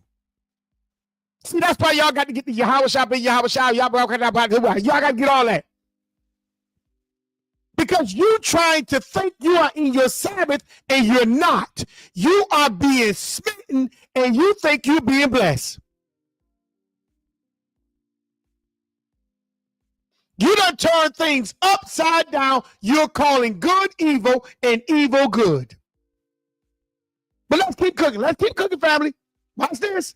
Activity began to shift to stealing money and clothes to survive. By this time, the East Side Crips had spread to include the West Side Crips and the Compton Crips, and the media started to take notice. The first ever news. So how the media why the media wasn't taking notice of the things that they were doing before?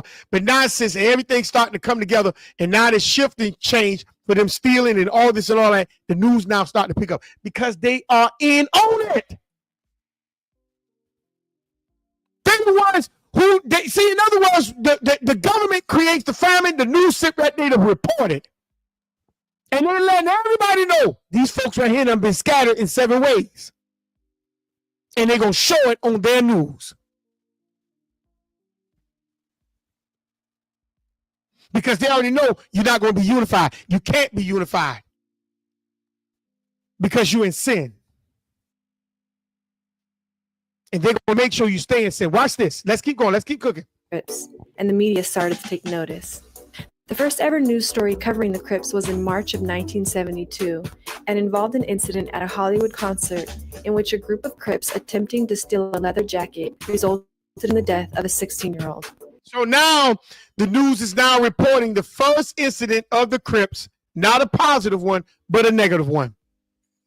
Somebody stealing a jacket from off a teenager and it caused his death. You see the 7, you see how they flee, they got you plaguing, they plague you with something, and now you're surviving. You see that? You see how simple these folks do things against you? And you don't even realize how they pulling the strings about you and against you and with you. And around about you. You don't even realize how they pulling the strings. It's just that quick on Deuteronomy 28:25. You flee, you come in one direction, but he's going to have you flee in 7. Let's go. It resulted in the death of a 16-year-old. Headlines bearing the Crips' name were all over Los Angeles newspapers, and the sensationalized news coverage labeling the gang as a dangerous group helped membership numbers grow. More and more people. So now when it became dangerous, now they grow. Same thing like these camps. Oh man, look at it. They all in purple. They all in blue and black. Look at them. They lined up. Whoa. They look like a real military. Oh, I want to join. See, same thing. Same thing. It look like they're keeping the law. Oh man, they know the law. They know the Bible. Say law. Hoorah, Judah. That's what they got. Y'all sit there and run to it. Same thing. Everything that's out of order and wickedness, it grows. But everything striving towards the Sabbath, it dwindles.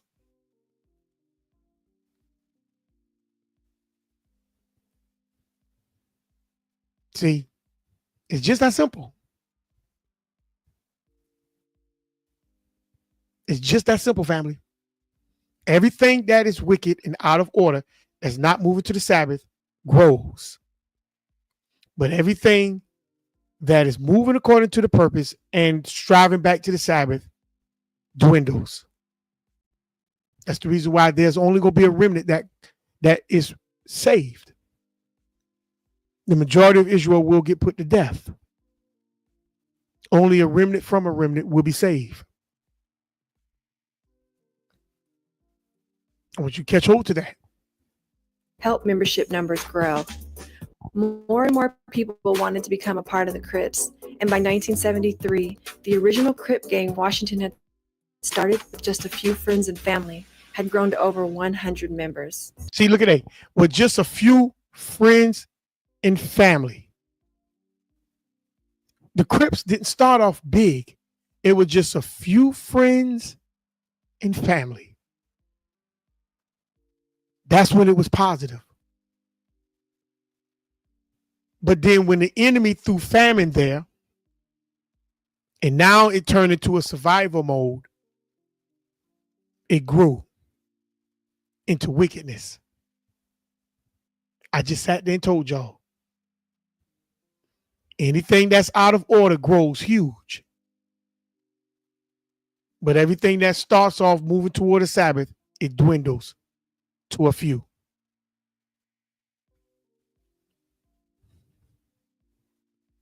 I'm going to let that sit right there for you for a minute. Because see, y'all don't see it. A lot of people don't see it. The Bible says only a remnant from a remnant will make it. All will come out, but only a few will make it in. The same thing when Israel came from out of Egypt. All Israel came out, but all the old people got put to death.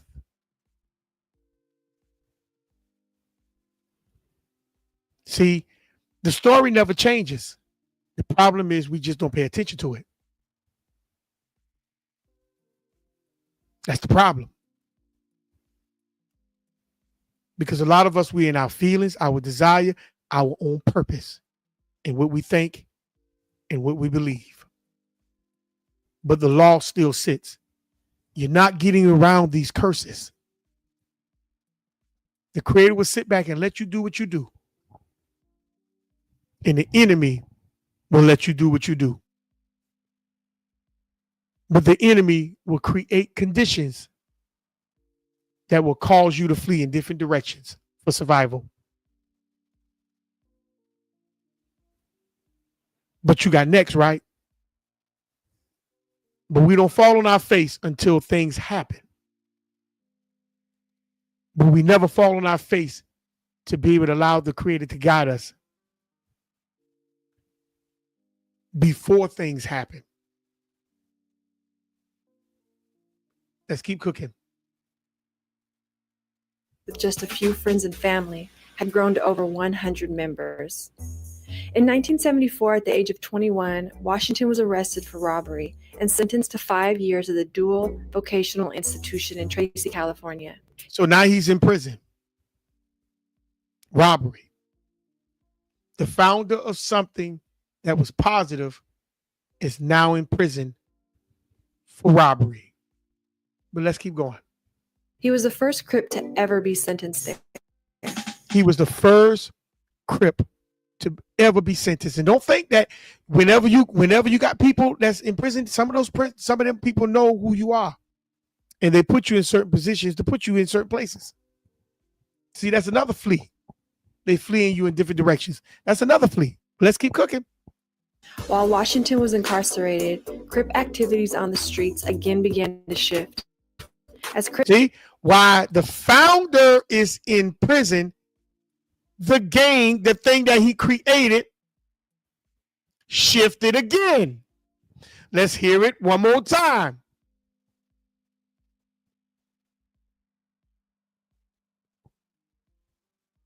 Crip activities on the streets again began to shift as Crip members started acting out against there. While Washington was incarcerated, Crip activities on the streets again began to shift as Crip members started acting out against each other.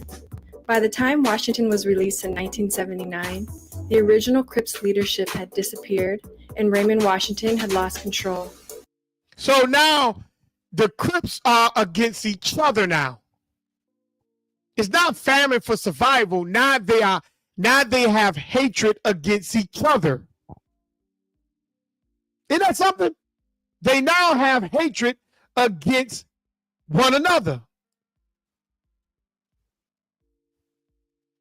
This is, you don't even see how the famine is. Earl said, where verse 28 says, God will strike Israel with madness and blindness. How does that play out today? I'm showing it to you in the video.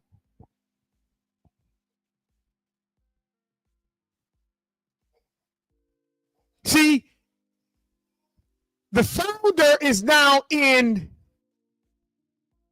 prison. And now the shiftness went from survival to now enemies of each other.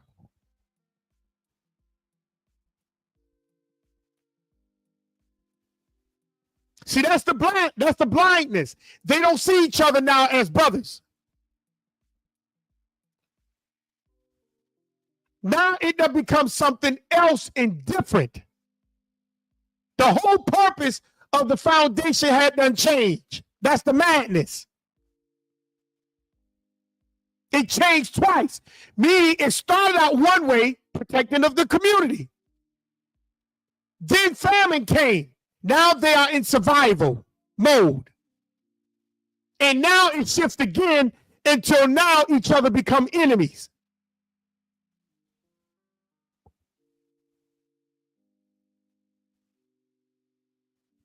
See how that work?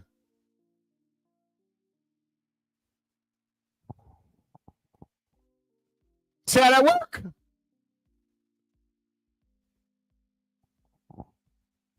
This is what happens. This is what happens.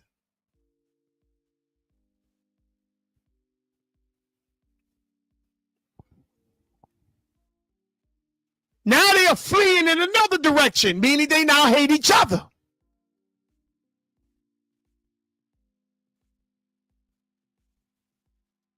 Let's keep rolling.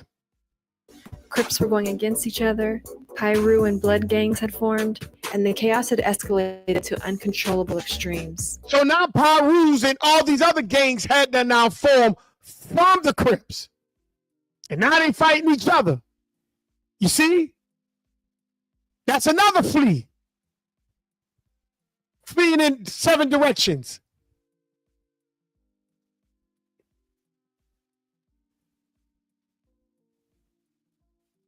Let's keep cooking.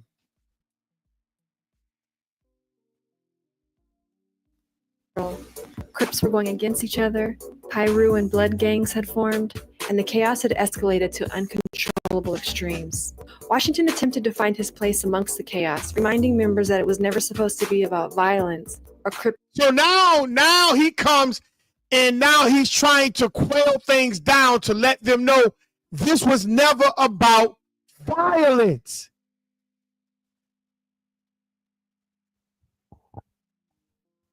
Let me rewind. Let's keep cooking. Let's keep rewinding. Let's watch this. I want y'all to pay attention to this because this is a beautiful story. Let's go. By the time Washington was released in 1979, the original Crips leadership had disappeared and Raymond Washington had lost control. Crips were going against each other, Pyru and blood gangs had formed, and the chaos had escalated to uncontrollable extremes. Washington attempted to find his place amongst the chaos, reminding members that it was never supposed to be about violence or Crips going against Crips. But as new members came up in the gang, Washington's original ideas were lost. So now the originality of his purpose is gone.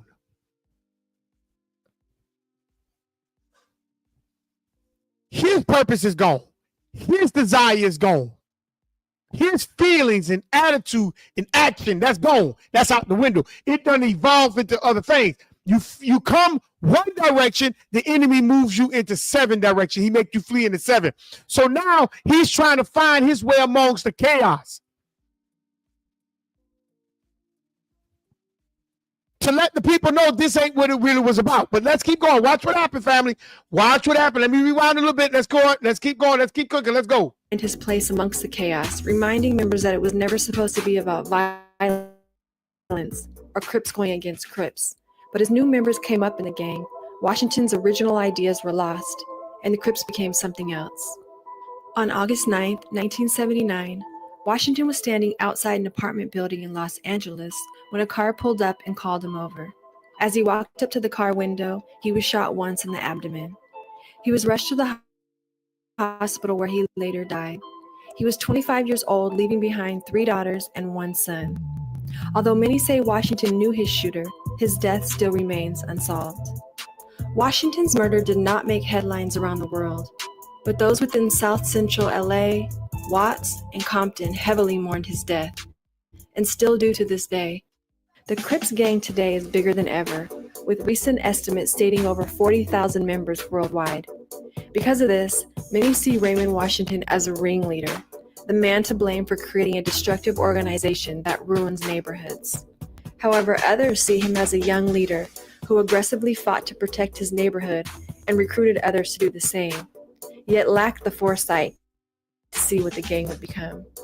Whichever way you see it, Raymond Washington will always be a notable face in California's history. So, family, there you have it. They say he was young and didn't have the foresight to see in the future that the enemy, when you're out of this, when you're not moving in the Sabbath, the enemy control the very nature around you.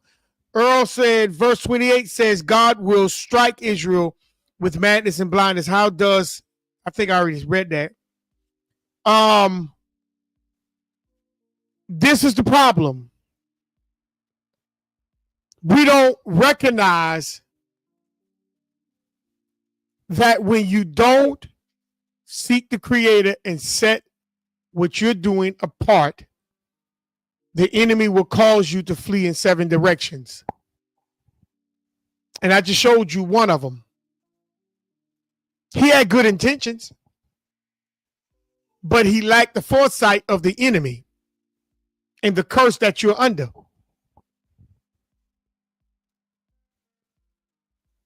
See, and that's the problem.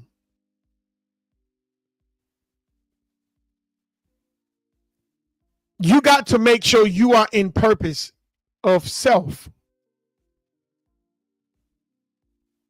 And that you understand these curses. Because everything will take on the life of itself outside of the will of the Creator. And the Creator will let that happen. And inside of him creating that thing, he was killed.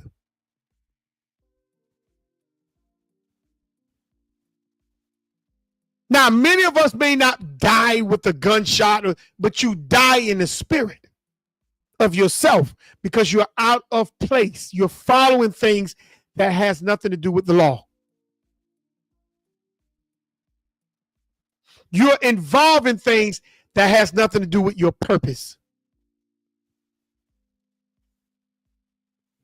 And this is the problem.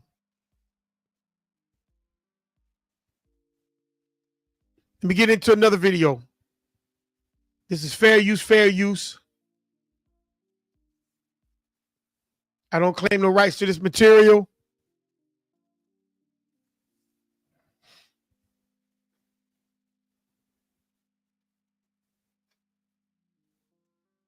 Many of y'all listen to these people. And it's okay. If that's your thing, that's your thing. But see,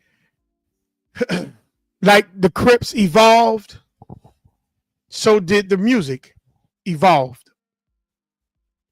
And the problem is, some of us done got so hard into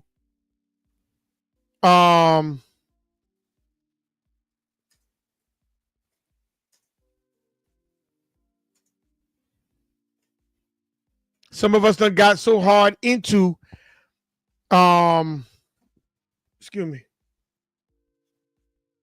into the music that we don't even pay attention to the people that is in it. So now let's continue to transform with these gangs. Fair use, family. We don't pay attention to the gangs that these things evolve in, and these things is actually destructive, that causing destruction of us around us. So fair use, fair use. Hold on, let me make sure I share this thing. What I was sharing it. Hold on.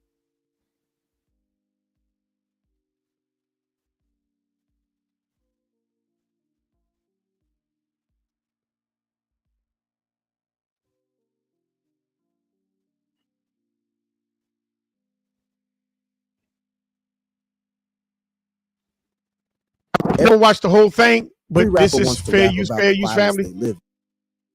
I'm not going to watch the whole video. It's 24 minutes long. You can watch the rest of the video. I'm just going to stop at about 5 minutes, and I'm just going to show you how this thing evolves.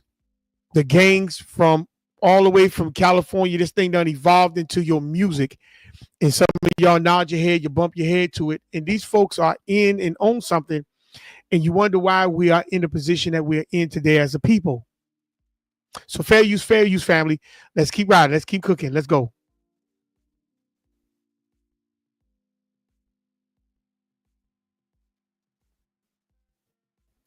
Come on, really?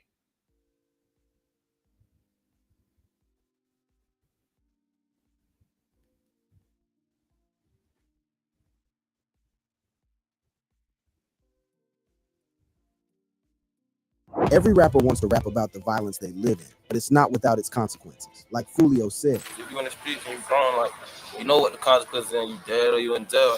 He ended up dead, just like King Von. On the street, you're in a gang, or you are in trouble. Either way, you are in trouble. While 6ix9ine and Quando Rondo are looking for a way out, Lil Durk's gang affiliation has gotten him locked up behind bars. Stay with me, and I will tell you about 10 rappers and their gangs. NBA Youngboy.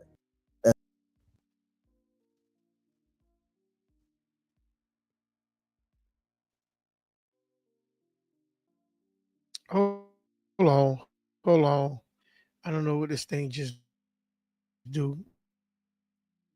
Y'all give me.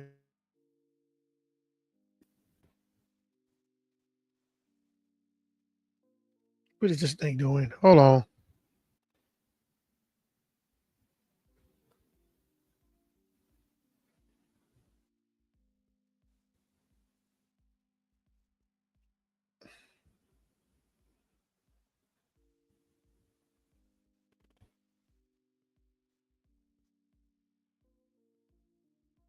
Has been called many names on the street. Youngboy never broke again.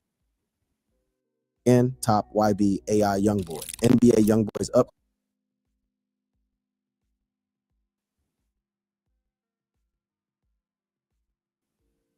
Hold on. Y'all give Bringing me a second. Is significant to his gang affiliation. Because there it is. Let me stop sharing it. Hold on, y'all. Just give me a minute.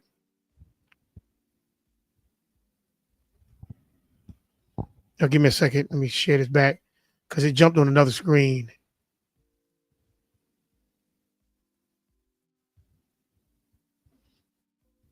It went on the back side where I couldn't control it.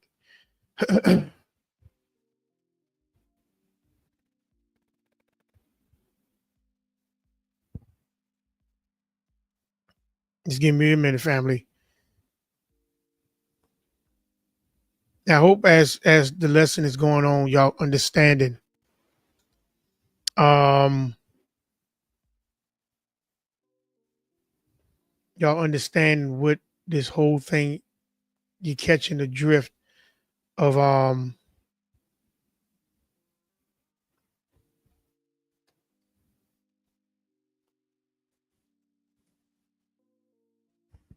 you're catching the drift of what is being said today, because the creator's he's not going to move according to your feelings. He's not going to move according to your feelings. The creator's going to move according to the purpose that he purpose you, not so much of your feelings.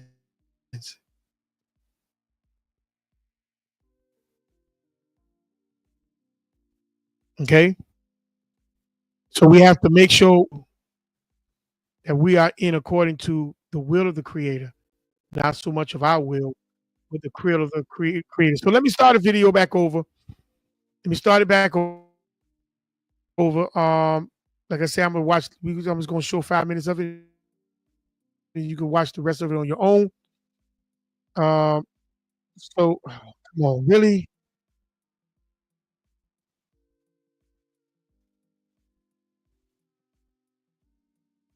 Devil use a lie. So I'm gonna let you know use a lie. I'm not worried about because see everything was going good until you see me breaking this thing down. So it doesn't matter to me the energy that the create that these folks trying to use to stop the Creator. You're not going to stop it. So let's keep it cooking. Let's keep it cooking, family. Let's go. Every rapper wants to rap about the violence they live in, but it's not without its consequences. Like Fulio said, If you in the streets and you grown, like, you know what the consequences and you dead or you in jail. he ended up dead, just like King Von. On the street, you are either in a gang or you are in trouble. Either way, you are in trouble. While 6ix9ine and Quando Rondo are looking for a way out, Lil Durk's gang affiliation has gotten him locked up behind bars. Stay with me, and I will tell you about 10 rappers and their gangs. NBA Youngboy, Bloods SMM, 4K Trey. NBA Youngboy, born in 1999, has been called many names on the street. Youngboy Never Broke Again, Top, YB, AI Youngboy. NBA Youngboy's upbringing is significant to his gang affiliation on the street. He grew up on the north side of Baton Rouge, particularly North 38th Street and Chippewa Street. No wonder he has been called 38 Baby, a name which is reflected in his songs and albums. Youngboy's street affiliation has been vague, while some are certain that the rapper is a member of the Bloods street gang. Some disagree. This controversy has sparked questions like, is Youngboy a real Blood? Well, to be honest, YB's close affiliation with Young Thug introduced these controversies. But get this, Youngboy is affiliated with the 4K Trey gang, whose color is green. The green flag tied to the street sign in the artwork for his mixtape, 3,860 references the gang's colors. A Reddit user attempted to break down YB's gang affiliation, and I found it quite impressive. He explained that in 2016, YB started a simple gang called NBA when they Y'all don't see how the enemy got us fleeing in 7 directions. Just think about these. Just look at these young people, and y'all bump your head to this music. But notice the gang evolved all the way to what you see now in the rap music. And they talking about killing and killing and killing. Who you think they talking about killing? Killing you. Killing people that look like me.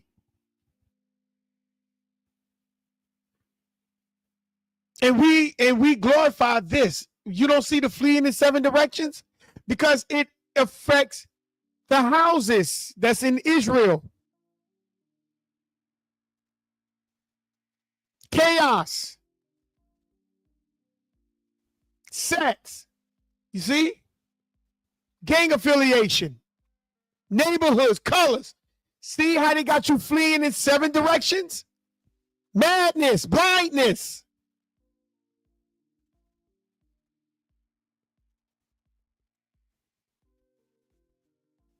And the ones that is not involved in this type of lifestyle promotes it by buying it, listening to it, bumping it. Some of y'all even still listen to the radio.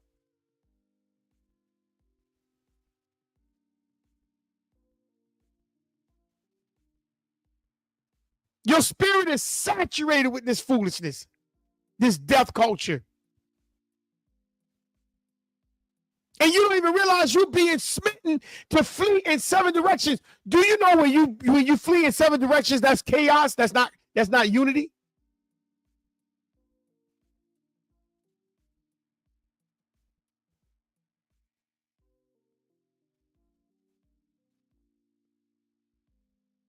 And all of it got to do with this your feelings, desire, your emotions, and your will and your purpose. Because it's not promoting anything. Show me any one of these rappers, or even the brother Raymond Washington, that started the Crips in the Black Panther. Show me where they was on their face speaking before the Creator, asking the Creator to bring the sin that we have done as a people before our face. Show me that. Show me where IUIC falls on the ground and pray to the Creator and say, show us our sins before we march.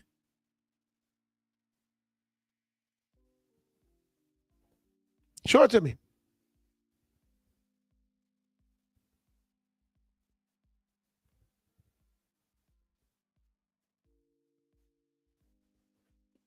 But this is what y'all promote. This is what y'all fund. This is what y'all live by. Stuff like this. Let's keep cooking. Repped black flags. In late 2017, he changed it to 4K Trey and began throwing up Ks. Any gang that has the letter K in the name throws them up, and Bs, and started to rep red and light green flags. Everyone on the street knows that the blood slangs are slime, slat, and swoop, which are reflected in his songs such as Dead Trolls and War With Us. When I dug a little deeper, I found that 4K Trey is a blood set created by Youngboy Never Broke Again. 4K Trey, or 4KT, meaning Forever Killing Them, is an alliance of mainly certain Baton Rouge-based hoods and cliques and other southern state crews that was made an official blood slime set by Young Thug, YSL, and 21 Savage, 2100 Slaughter Gang, 4L in 2017 or 2018. A Reddit user explained that this is why they rep the green flag and claim slime. 4KT was created by rapper NBA Youngboy and his NBA affiliates, who was closely tied in with these two camps at first before 4KT began beefing with OTF, which was a rap juggernaut crew at this point after killing King Von. While there are doubts and controversies about whether or not NBA Youngboy is blood, the next rapper on the list is, without a doubt, blood with a historical connection to the hood that gave rise to the gang. Young Thug, Bloods, YSL. As a matter of fact, Young Thug is truly one of the most talented rappers who made it from the street in the last 10 years. Rising from the slums of Atlanta, Young Thug ascended from the trenches, going straight up into a full-blown pop star. However, underneath the fame, money, and hits is a man who lived his life in the heart of the gang culture and tried to clean the activities of his gang. Young Thug is literally from the streets. The rapper's harsh upbringing gave him a street orientation and credibility that heralds his arrival everywhere he goes. In fact, when Sway asked him where he hails from, Thug gave him an interesting response. Where did you come from? Like, what is your background? Like, okay, what's man, you got, hey, Thug, you gotta, you know, you man, we came from the street. The rapper admitted that he came from the street, saying he had been shot at and he had been the shooter. I don't got shot, you know, it went, everything that happened, it don't been both ways. Robbed, killed, got shot, stole, you know, everything.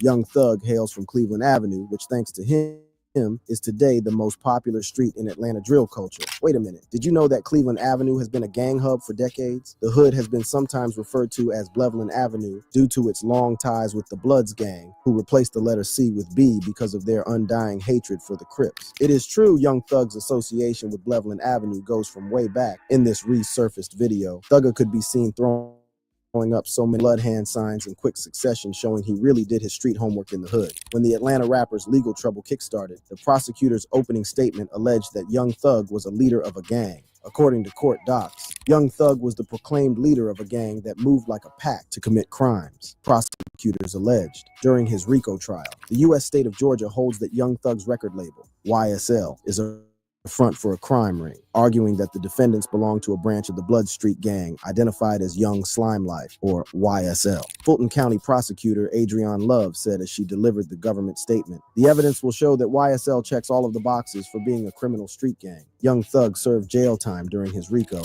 up until his lawyer pulled some magnificent stunts, reuniting the rapper with his family. While Young Thug was getting out of prison, another rapper with a strong affiliation with Chicago street gangs was warming up to take his jail cell. Lil Durk, Black Disciples."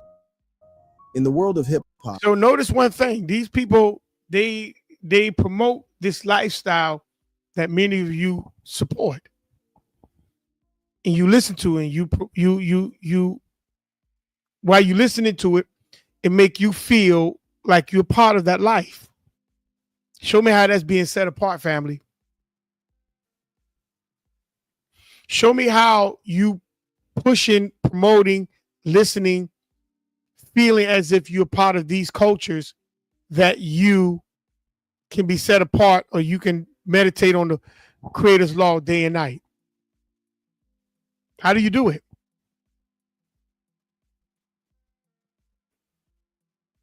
How do you do it, family?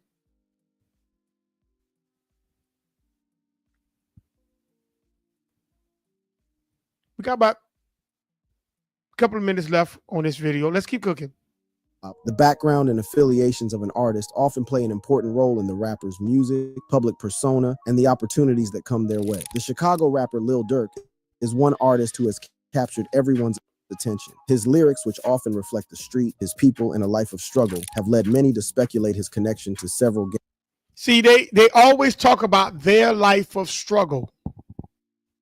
Never the life of repenting.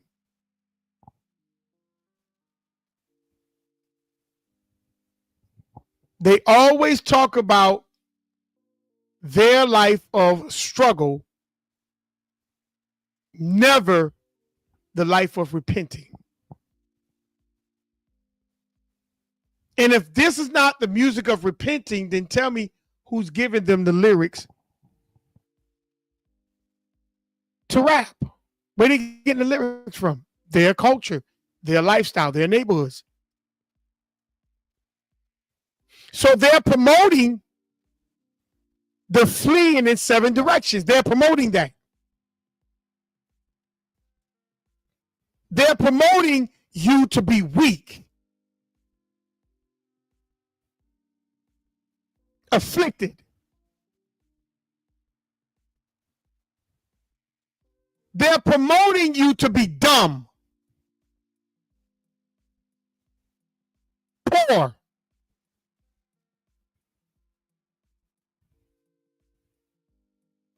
And a lot of us, we know these lyrics all the way across the board, but none of us, hardly none of us, actually will fall on our face to allow the Creator to speak to us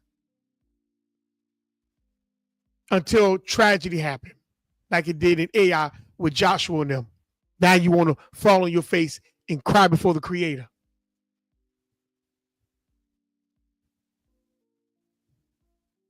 But in the meantime, before any tragedy happened, guess what? We are promoting this lifestyle.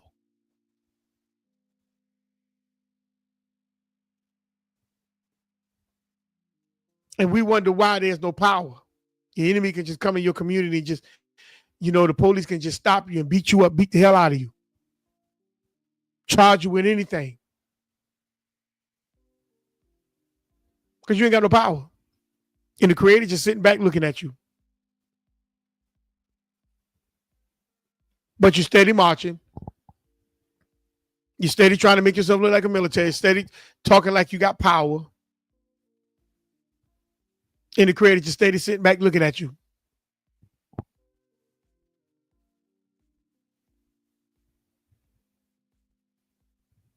Because it's never about him, it was about always you.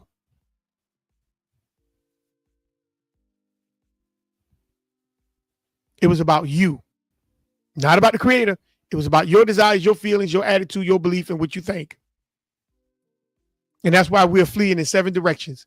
The enemy don't care nothing about you looking like a military. He don't care nothing about you acting like you a thug and all this. Because who you killing? You ain't killing them. You killing yourself.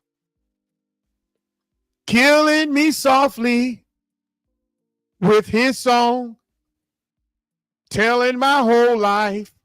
You see? With his words, killing me softly with his song. You see how that go? You dying slowly and softly right before the world. And ain't nothing you can do about it. Because many of us ain't gonna make it out anyhow. Because we refuse before we move to talk to the Creator.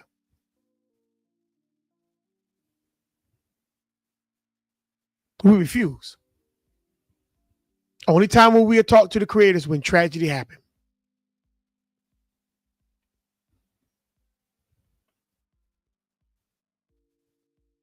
And that's why these people here can gravitate the masses. Because they know most of Israel is ratchet.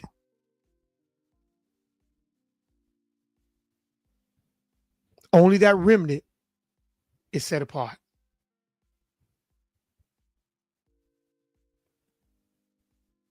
That's it. Only the remnant is set apart, family.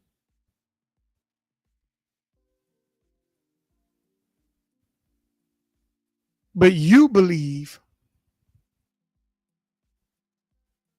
different. And you wonder why we keep losing. Because you on verse 25 and don't even realize it. You're on verse 25 and don't even know it. And don't even understand it.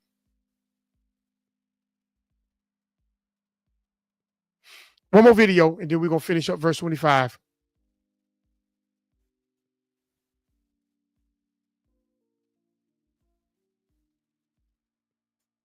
Fair use, fair use. This is not my material. I claim no rights to this material. I mean, I'm using rappers tonight, but I could go into the politics. But I don't want to, get into that. But I could go into the politics.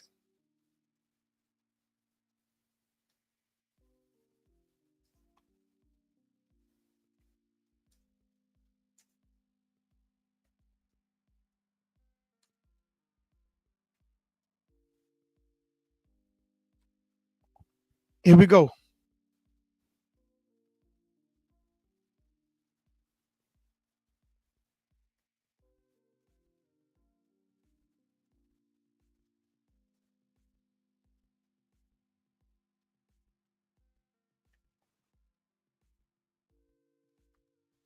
Ratchet female rappers are infiltrators of the black community.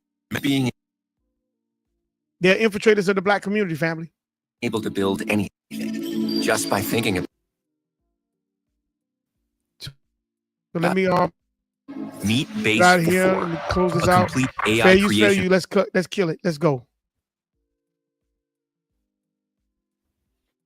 Go back. Let's go. I don't know how to say this nicely, but guys are infiltrators that's been sent to disrupt and dismantle the black community. Disgusting. We are tired of the filth that you are pouring into the community. We're tired of the ass shaking. We are tired of the prostitution music. It is disgusting and we don't want it. We just simply are done with it. And the fact that you don't have respect for yourselves, God, men, you don't respect anything.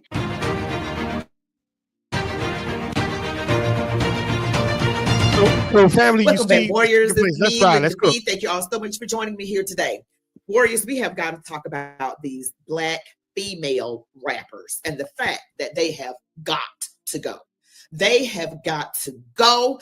I don't want to see any more of those women throwing around their bodies and promoting thought culture. Before we get into this video, don't forget to smash the like button, comment, share, subscribe to my channel. Make sure as when y'all come into the building, smash the like button and subscribe to the page.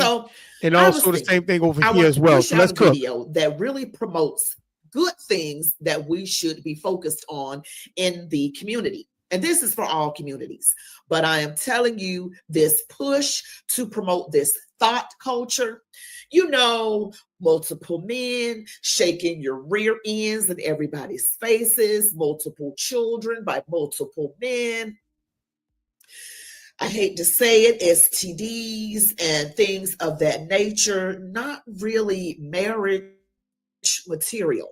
Okay, and where did this all come from? Can somebody explain that? I want to tell you where it comes from. It comes from, I believe, certain parts of the government using music industry and targeting the black community that way. Because if you know anything about how things got to be as bad as they are in the black community, it was in part by, I'm going to say, the evil powers that be. Okay. And they have come by a lot of different avenues, different things poured into the urban areas. I just sat there and told y'all they're going to have you fleeing in 7 directions. And she just broke it down saying that they come in different avenues. See, you try to stand up in one avenue, but they come in many different avenues to flee you through those same avenues they come in through. And you think your enemy is scared of you. They're not. They're not scared of you, family. The only thing that they're scared of is you going and getting back to the Sabbath. Because the moment you rise, they fall, they have to fall.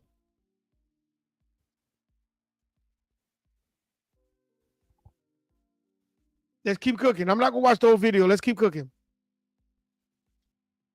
And then you go, okay, let's look at the music that's being promoted and pushed on young Black people in America.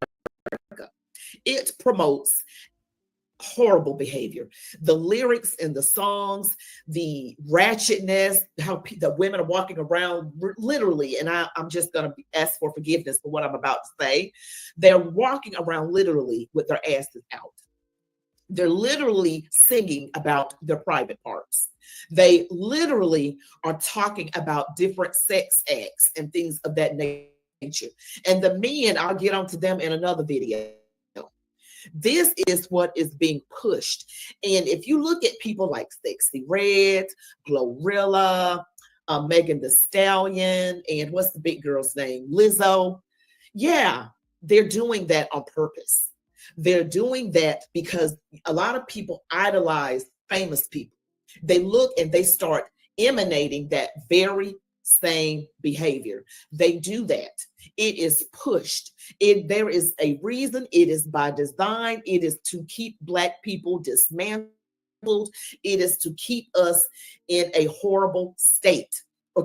So if you pay attention to what she just said thus far, they have the female with these mindsets that the female is greater than her spouse or her counterpart. She don't need him. It's about her private part. It's about her ways, her attitude, her filthiness. It don't matter if it disrupts the community, the household. It doesn't matter. It's about her. That's feminism.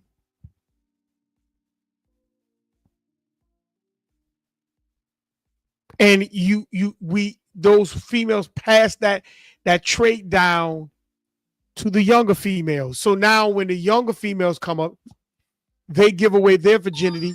So when they give away their virginity, now they act ratchet. Young girls with babies.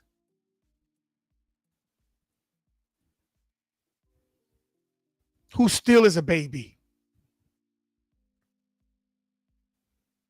Thinking that STDs is something cool.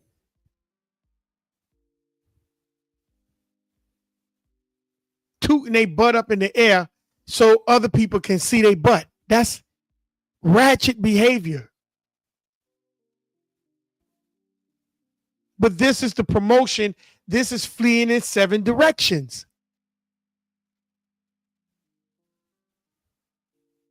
And Moses warned Israel about this. But they didn't want to believe that. Because you're dealing with a hard-headed bunch of people who think, I got it. It's good. I can handle this. And the creator saying, handle it then. The creator saying, go ahead and handle it. You got it. You see if you can defeat these people. Because if you could defeat them, that means you could defeat me. Defeat them. Go ahead. You got it. Go ahead. You got it. Good.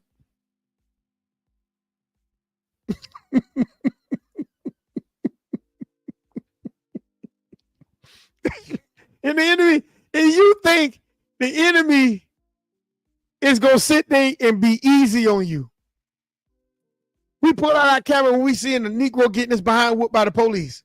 I got him on camera. I got him on camera.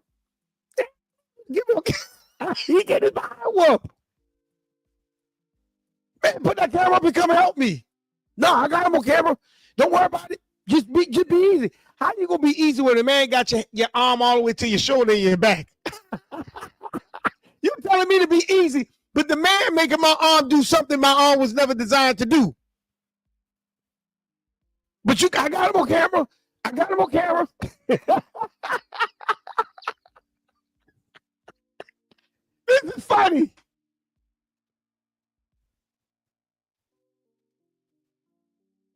A young lady, I might have forgot where it was, but I'm not laughing about this. She was on top of a car twerking, and her friend stopped real fast, and she flipped off the car and fell in a truck, hit her, boom, kill her. But she died being ratchet with her friends. You can pull that up. Pull that story up.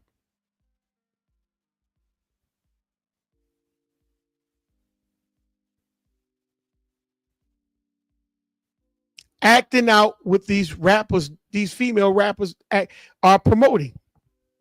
The same way our men act out with these young rappers are promoting. And it's sad. Let's keep cooking. I'm about done with this video. Okay, it is not helpful. It is not helpful to the family. We have to have God, some morals, and a good family. Okay, good family stability. That is what it is about. I'm going to share with you Carmen J.C. I've seen her on YouTube. She's on TikTok. Beautiful young woman with a lot of wisdom. And she is going to concur by saying, you know what? These ghetto rappers, these female rappers, you have got to go. But I'm also going to share with you another clip with her. I ordered 200 hand-forged knives. Let me get out this. Come on. All right, let's keep going. Let's keep cooking. And this is she mentally. Tell me, why do you think many Black American women promote or they praise good behavior? You know, I think the ratchet behavior, it really comes from celebrity worship. So they have these celebrities that are portraying these behaviors, but they don't actually indulge in these behaviors behind closed doors, but they glorify it because celebrities are here to make you do things and think things, but they're not here to entertain you. You think that they're here to entertain you, but they're here to get you to do something. So a lot of that behavior is glorified in the media, you know, and on the left, and it doesn't require any accountability. So all of that ideology comes from this like hope of Black women that do not require accountability, that glorifies dysfunction, and they encourage it, you know. So I think that the behavior that we're seeing is taught behavior, and it never gets corrected because Black women are controlling the community, and Black women never stand up to correct and do the things that's right because they're part of the government. Did you hear what she said? Black women don't correct things because they're part of the government. Our last fight, and Brother Mark has been telling me this, and other people have been saying this. The last fight that we have is going to be with the Black woman. It's a part of the government. She just said it.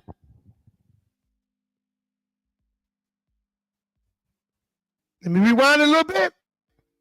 See, we don't realize they got you fleeing in 7 directions.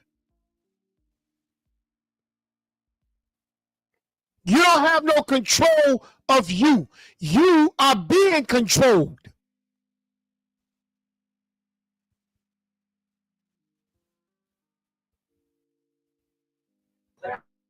They're here to get you to do something. So a lot of that behavior is glorified in the media, you know, and on the left, and it doesn't require any accountability. So all of that ideology comes from this like hope of Black women that do not require accountability, that glorifies dysfunction, and they encourage it, you know. So I think that the behavior that we're seeing is taught behavior, and it never gets corrected because Black women are controlling the community, and Black women never stand up to correct and do that's right because they're part of the government. Thank you so much, Carmen. All right. She said something that really caught my attention. Black women are pawns of the government. Okay, we see that after, or at some point right after the 1960s, because I've done videos talking about the fact that Black Americans were doing very well in this country. We had reduced the poverty rate by the grace of God by 50 percentage points from 1930 to 60 or somewhere in that time frame right there. And in the 60s came along, the late 60s, and this welfare dependency came in by way of Martin Luther King Jr. and the civil rights movement, breaking up the Black home, putting the woman as the head of the household, her over the children. And it has caused a massive punch to the Black community. It has literally destroyed our families and destroyed our communities, destroyed our schools, because the focus went off of God onto government. We Black people were outpacing everybody at one point. And the evil powers that be got an idea to use the Black preacher. And at that time in the 60s, you know, the most famous Black preacher was Dr. Martin Luther King Jr. Okay. And he promoted that the government owes us. The government owes us. And he promoted the idea of giving single women money. So the man cannot be in the home. I don't know if a lot of you knew that. And then the ratchet music comes into play. Then the other harmful things are thrown into the urban areas.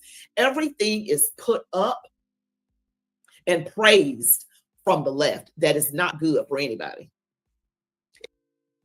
So I'm going to stop right there. Y'all go back and finish watching this sister video. Subscribe to her page. She has a very good page. I mean, it's beautiful. Chat with Linda B. That's her page. You got to understand how your enemy has you moving in a direction that you're moving in. Okay? And the last point of the verse is Israel, coming to a close, Israel shall be removed into all the kingdoms of the earth. Now, if they got you in these points of position, fleeing in 7 directions, what you think it means when you're going to be removed in all kingdoms of the earth? The first thing we think about is slavery. Oh, yeah, you're going to be a slave. You're going to be in all kingdoms. No. If your righteousness is going to spread, you're going to come in one direction. You're going to be unified, but then the unification is not going to stay. It's going to be moved. You're going to flee into 7 directions. What makes you think, what comes to your mind about all the kingdoms of the earth? So you got to keep all this in context. All this have to stay in context. If you're going to be fled, if the enemy is going to break your homes up, and you're going to flee in 7 directions, there's going to be chaos among you. But then he says, and shall, meaning your 7 direction is connected to being removed into all kingdoms of the earth. What does that mean? So when you run, they're going to capture you? No. It's not talking about being captured. Okay?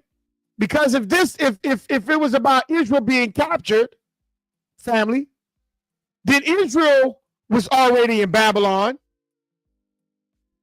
Moab controlled them, Assyria, Rome, Medes, Persia, Greeks, and Egypt. Those were the nations that control Israel. So what about Put? Did Put control Israel? How about the Amorites? You see? How about Esau? Did Esau control enslave Israel? No. So you can't say all kingdoms of the earth control Israel, because all kingdoms of the earth did not control Israel. All these nations that I just named were the main nations that control Israel, control the smaller nations, and while also controlling Israel. So this does not mean Israel was in all nations. This don't mean that Israel was in all nations. So what does it mean when it says, and you shall be removed into all kingdoms of the earth? Let's go to Deuteronomy 31 and 17. Let's ride that real quick. Deuteronomy 31 and 17, because you got to keep that you're going to be scattered. They're going to scatter you in 7 directions. So that means you're not going to be in control of anything. Okay? So Deuteronomy 31:17. Let's ride it real quick. And let's see what that says. And it says, then my anger shall be kindled against them in that day, and I will forsake them, meaning the Creator is not going to be with them, and I will what? Hide my face from them. So that means the presence of the Creator is not going to be among Israel, because Israel is going to be fleeing in 7 directions. So he said he's going to hide his face from them, and they shall devour, and they shall be devoured, and many evils and troubles shall befall them. Meaning Israel is going to be caught in many snares, family. In many snares. Israel is going to be in trouble. I'm talking about real trouble. Because they're not going to have any protection. You have been broken from 1 to 7. And your enemy already realized that the Creator is not going to be amongst you. So now, what's happening? He says that evil and troubles shall befall them. So they shall what? They shall say in that day, are not these evils come upon us because our God is not among us? You're going to realize the Creator is not there. You're going to realize that the Creator is not among us. I don't care about you putting no fringes. I don't care about you wrapping up your head. I don't care about you keeping the Shabbat. It don't matter about you keeping the high holy feast days. The Creator is not among you because you in sin. And you purposely staying in it, and you purposely not seeking him, but you purposely trying to cry, hoping that the Creator is going to come in your foolishness, but the Creator sitting back from you because why? You told him you got it. You told the Creator you got it, so he's letting you handle it. Let's go to Judges 2:17. Let's keep riding. Let's keep cooking real quick. Judges 2:17. Judges 2:17. Let's cook that real quick. And it says, and they would not hearken unto their judges. Israel is hard-headed. I keep telling you that. Israel is hard-headed. They don't want to hear nothing that the Creator has put before them. They will not hearken unto their judges, but they went and what? A whoring. They went a whoring after other gods and bowed themselves unto them. They went a whoring after other gods. The same thing what the Creator told Moses. The same thing that the Creator told Moses. I'm going to get into that in a second. They went a whoring after other gods and bowed themselves unto them. They turned quickly out of the way which their fathers walked in. So they're not following the ancestors' way of doing things. They don't start doing things themselves. They'll try to mimic some of the things that the ancestors did, but the majority of it, they got it now. It's about them. It's not about the ancestors or the people that was before you. Not saying they were perfect, but we're not even trying to mimic none of that. We have our own ways, our own ideas, and our own pleasures we trying to fulfill now.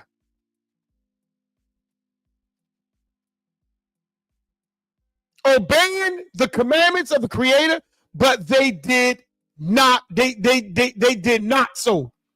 They're not even trying to follow the Creator no more. It ain't about the Creator no more. No. It ain't about none of that. It's about what they want.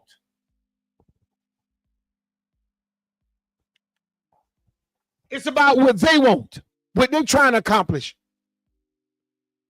You see? It's about what they're trying to accomplish. So let's grab another one. Let's go to, I think, Deuteronomy 31:17. I don't know if I read that one, but I'm going to try to read it again. Deuteronomy 31:17. I think I did that.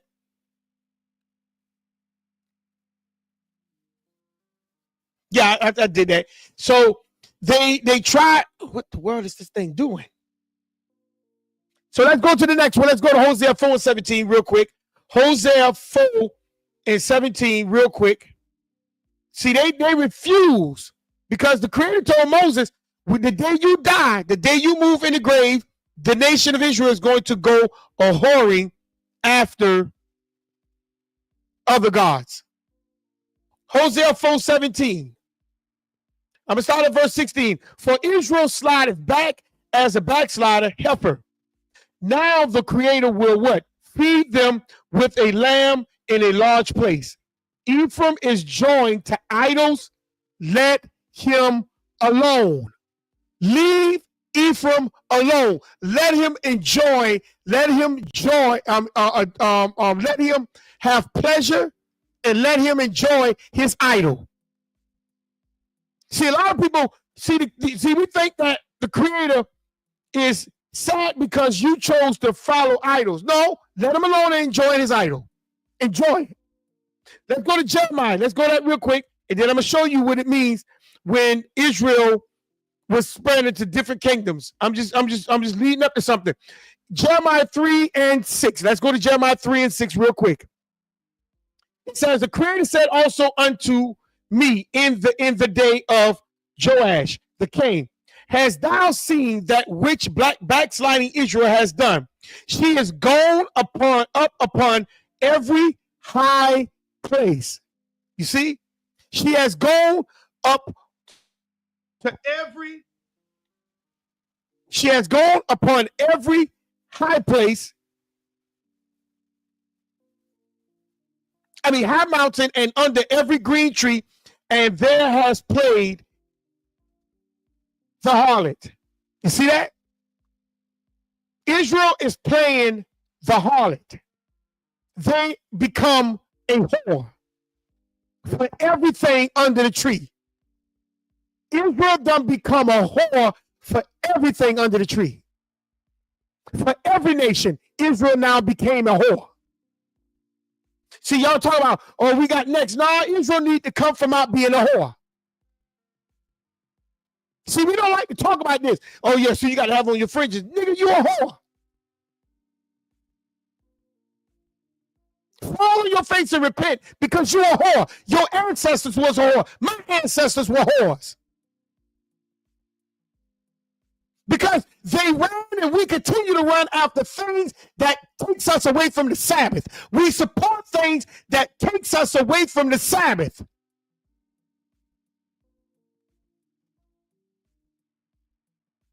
Psalms 106:39. Let's keep cooking. We about done. I promise you.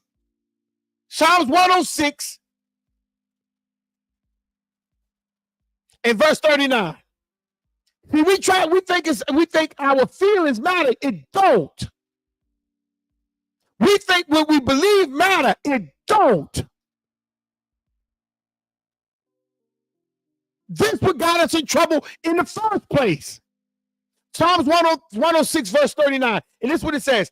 Thus were they defiled with their own works. They were defiled with their own works. Starting the Crips, that was his works.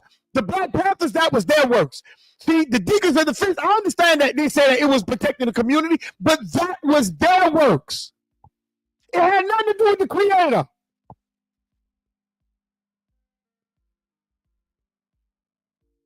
That's the reason why it ended up the way it ended up.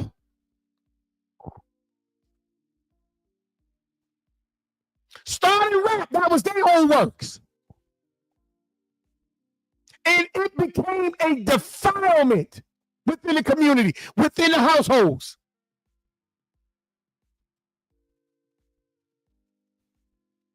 Because anything, when it runs back to the Sabbath, the enemy cannot infiltrate it.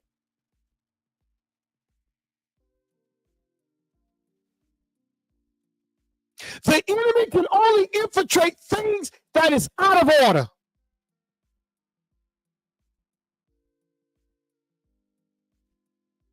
Because the moment I fall on my face, the Creator is going to point out the ops.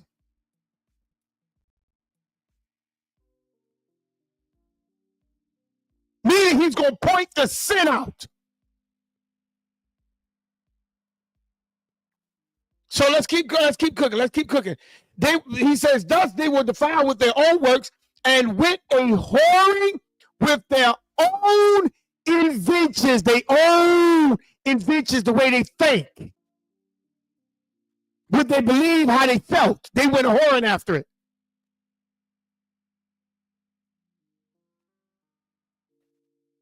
Second Kings 17. Let's keep cooking. Let's keep cooking. 2 Kings 17. 2 Kings 17.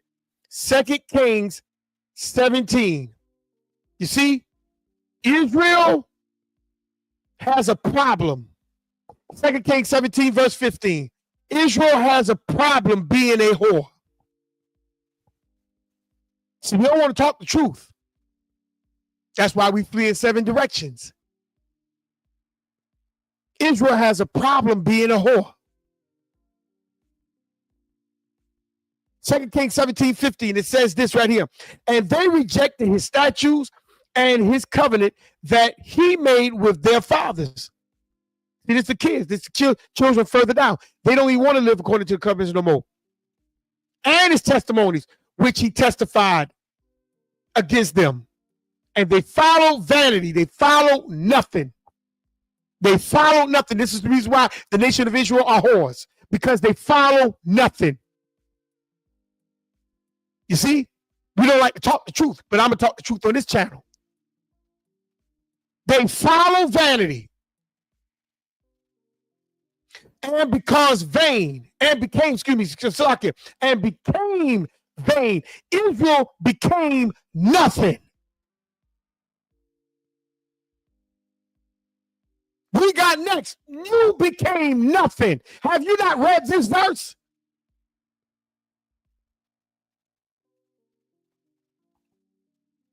And went after the what?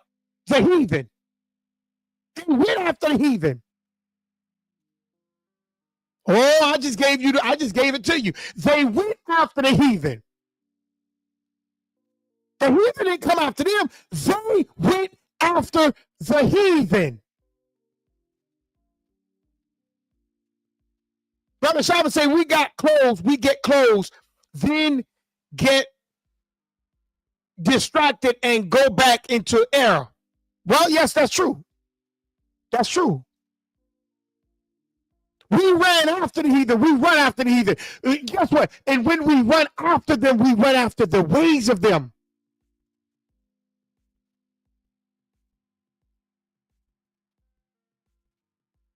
And went after the heathen that were round about them, concerning whom the Creator had charged them that they should not do like them. So when they ran after the heathen, what did they get? They started getting their women, and the men started getting their women, and our women started getting their men. Bam! Huh? Let's talk about it. Let's talk about it. They started going after the heathens.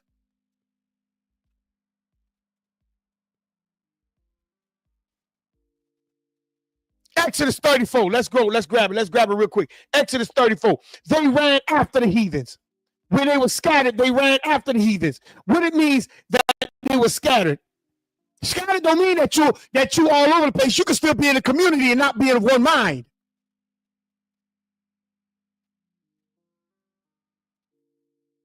I can still be in a group, but not be of the mind of that group, because I got my own agenda. Exodus 34. They sought after the heathens. They went after the heathens. They mingle among the heathens. See these camps talking about, the 10 tribes, they became pale skinned because of the Assyrians. The Assyrians were Negroes. Dummies. Because Assyrians were Shem people. That was Shem's lineage. Dummies.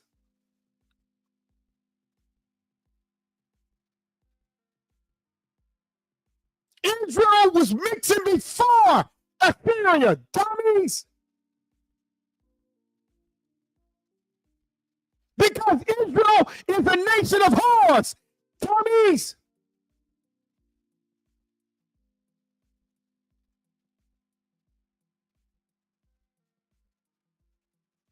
Exodus 34:15. Let's keep cooking. Let's keep cooking. Let's keep cooking. Let thou make a covenant with the what? The inhabitants of the land, and they go what? A-whoring after their gods, and do sacrifice unto what? Their gods. And one call thee, and thou eat of his sacrifice. See, that's when you go to church and you take that communion cup. You sacrifice it unto their God, and you eat their sacrifice. You're eating their sacrifice. You see how that go? You see how that go? So now let's cook now. Let's cook. When Israel going to be scattered into all kingdoms, they're going to be removed into all kingdoms. Let me show you what happened. They sought after the heathens. So when you sought after the heathens, what happens? You take their women, and their men take your women. Now watch this. Ezra the 10th chapter. Ezra the 10th chapter. And I'm gonna ask a question. Ezra the 10th chapter. Ezra 10 and 10. And Ezra, the priest, stood up and said unto them, ye have transgressed and have taken strange wives, and to increase the trespass of Israel. Now therefore make confession unto the Creator of your fathers, and do his pleasure, and separate yourselves from the people of the land and from the strange wives. Then all the congregation answered and said with a loud voice, as thou hast said, so we do. But the people are many, and it is time of much rain. Okay, but so let's look at something real quick, because these people when they had relations with these people, they also had children. So they had to take that. They send the women and the children away. What happened to the children, family? What happened to the children that Israel had with these women? Or what happened to the children that some of these women had with these foreign men? What happened to the children, family? What happened to the children? Huh? What happened to the children, family? Solomon had 4 sons, 4 children, 4 kids. But you only hear about one, Rehoboam. What happened to the other 3?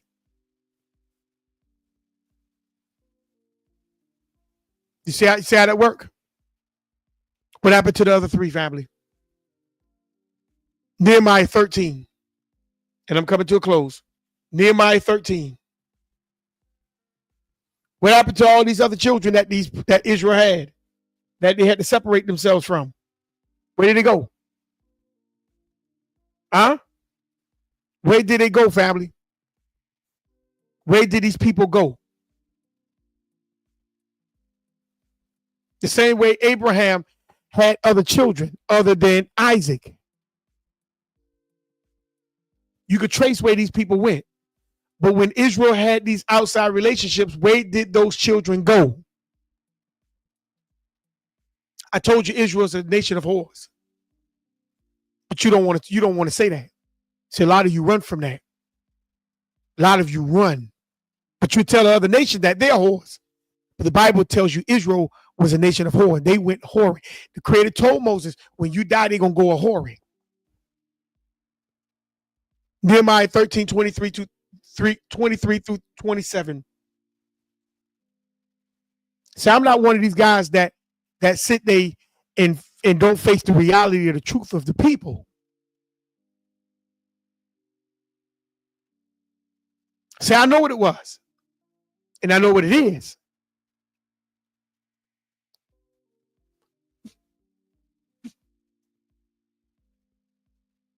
That's why I told you I stay in a meditative mindset.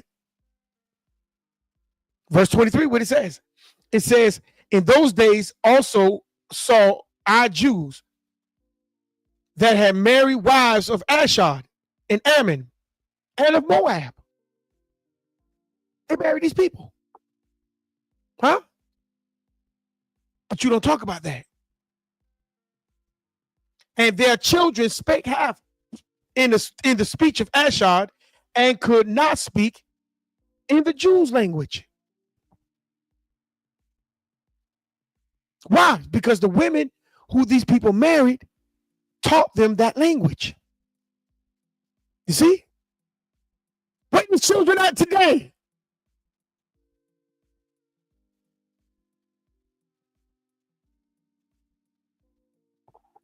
Where they at today, family? 25. And I consider with them. Contended with them and cursed them and smote certain of them, not all of them, but certain of them. You see? And plucked off their hair and made them swear by the Creator, saying, you shall not give your daughters unto their sons, nor take their daughters unto your sons, or for yourselves. Did not Solomon, king of Israel, sin by these things?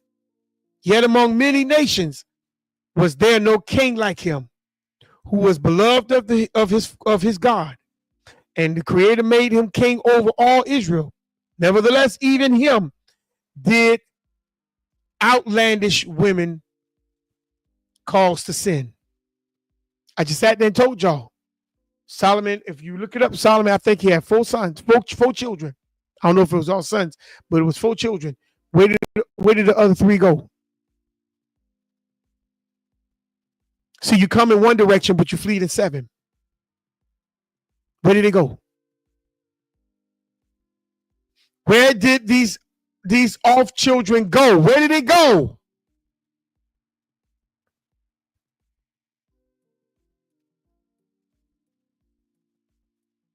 Malachi 2:11. And I told you I'm about done. I got about two more things, and we done for tonight. Family, I appreciate each one of y'all staying with me, and I hope you're learning. I hope it's something that you take from this lesson. Malachi, the 2nd chapter, verse 11 and 12. Judah has dealt treacherously, and an abomination is committed in Israel and in Jerusalem. For Judah has profaned the holiness of the Creator, which he loved, and has married the daughters of a strange God. So you telling me, family, how was Israel was removed in all kingdoms of the earth? Because they had children all over the place. And this is what Moses was telling Israel. When you come out of the Creator's law, you're not going to have control over yourselves.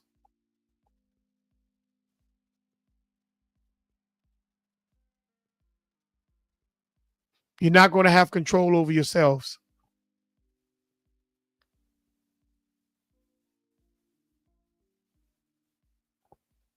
And verse 12 says what? And the Creator will cut off the man that do this, the master and the scholar, out of the tabernacle of Jacob, and him that offered an offering unto the Creator of hosts. So when you do these things and you bring strange, you spread your seed the way you're doing it, the Creator gonna cut you off.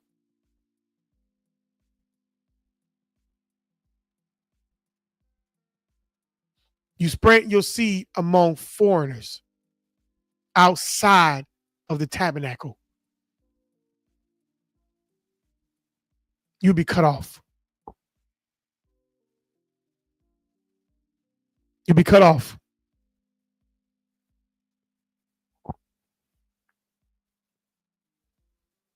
You'll be cut off. I mean, I got many more scriptures, but I'm going to leave it right here.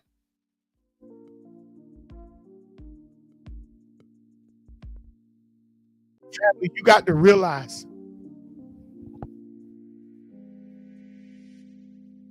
you have to realize, family, that this is serious.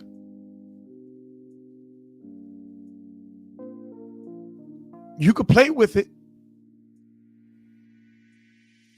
But the Creator ain't moved by your emotions, your feelings, your personality. He ain't moved by none of that.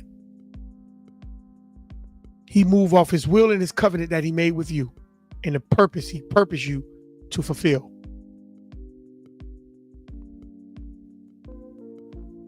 And when you move out of that, the Creator care less. Because sooner or later, you're going to get put to death. Anyhow.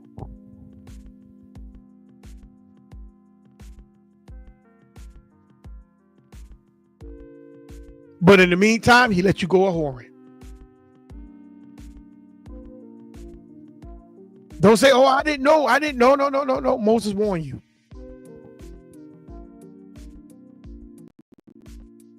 He warned you. And you refused to listen. Because when you're out of the covenant, everything looks good to you. Because you're no longer acting according to the will. You're acting according to desire. You're acting according to feeling now. Bloodline don't matter no more. Oh, he got a big one. He can make me feel good. Oh man, she got a tight one back there. Boy, look how she look. Man, he's muscular. Wow. Let me go after him. That's what, see, you get into your desires now. It's no longer about the will. It's no longer about the Sabbath. It's about what makes you feel good.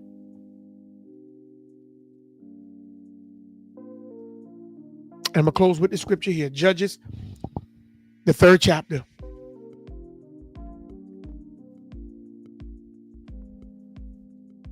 Judges 3, verse 5 and 6. And it says, and the children of Israel dwelt among the Canaanites, Hittites, the Amorites, and the Perizzites, and the Hivites, and the Jebusites, and they took their daughters to be their wives, and gave their daughters to their sons, and served their gods. Verse 7, and the children of Israel did evil in the sight of the Creator, and forgate the Creator their God, and served Balaam and the groves. And remember, the Canaanites are the Phoenicians who were seafarers. That means they went around. Remember, the Canaanites spread abroad. That's how you end up in all kingdoms of the earth. I'm going to leave it right there, family. That's why I tell you, bloodline is important. To know your history. To know your family. Because if you don't understand this point here, Deuteronomy 28:25, you ain't never going to understand Deuteronomy 32 and 7 and how important that is. So family, I'm gonna leave it right here. If anybody wants to come up, I'm gonna put an invite up. I'm gonna keep it open for about a minute, see who comes up. And if nobody comes up, then I'm going to go ahead and close it on out. The link is in the chat if anybody wants to hit the link and come on up and have a conversation with me real quick. But this is the problem. You have to understand Israel is a nation of whores. And that's part of your curse. And that's the reason why a lot of you and a lot of us are not going to make it.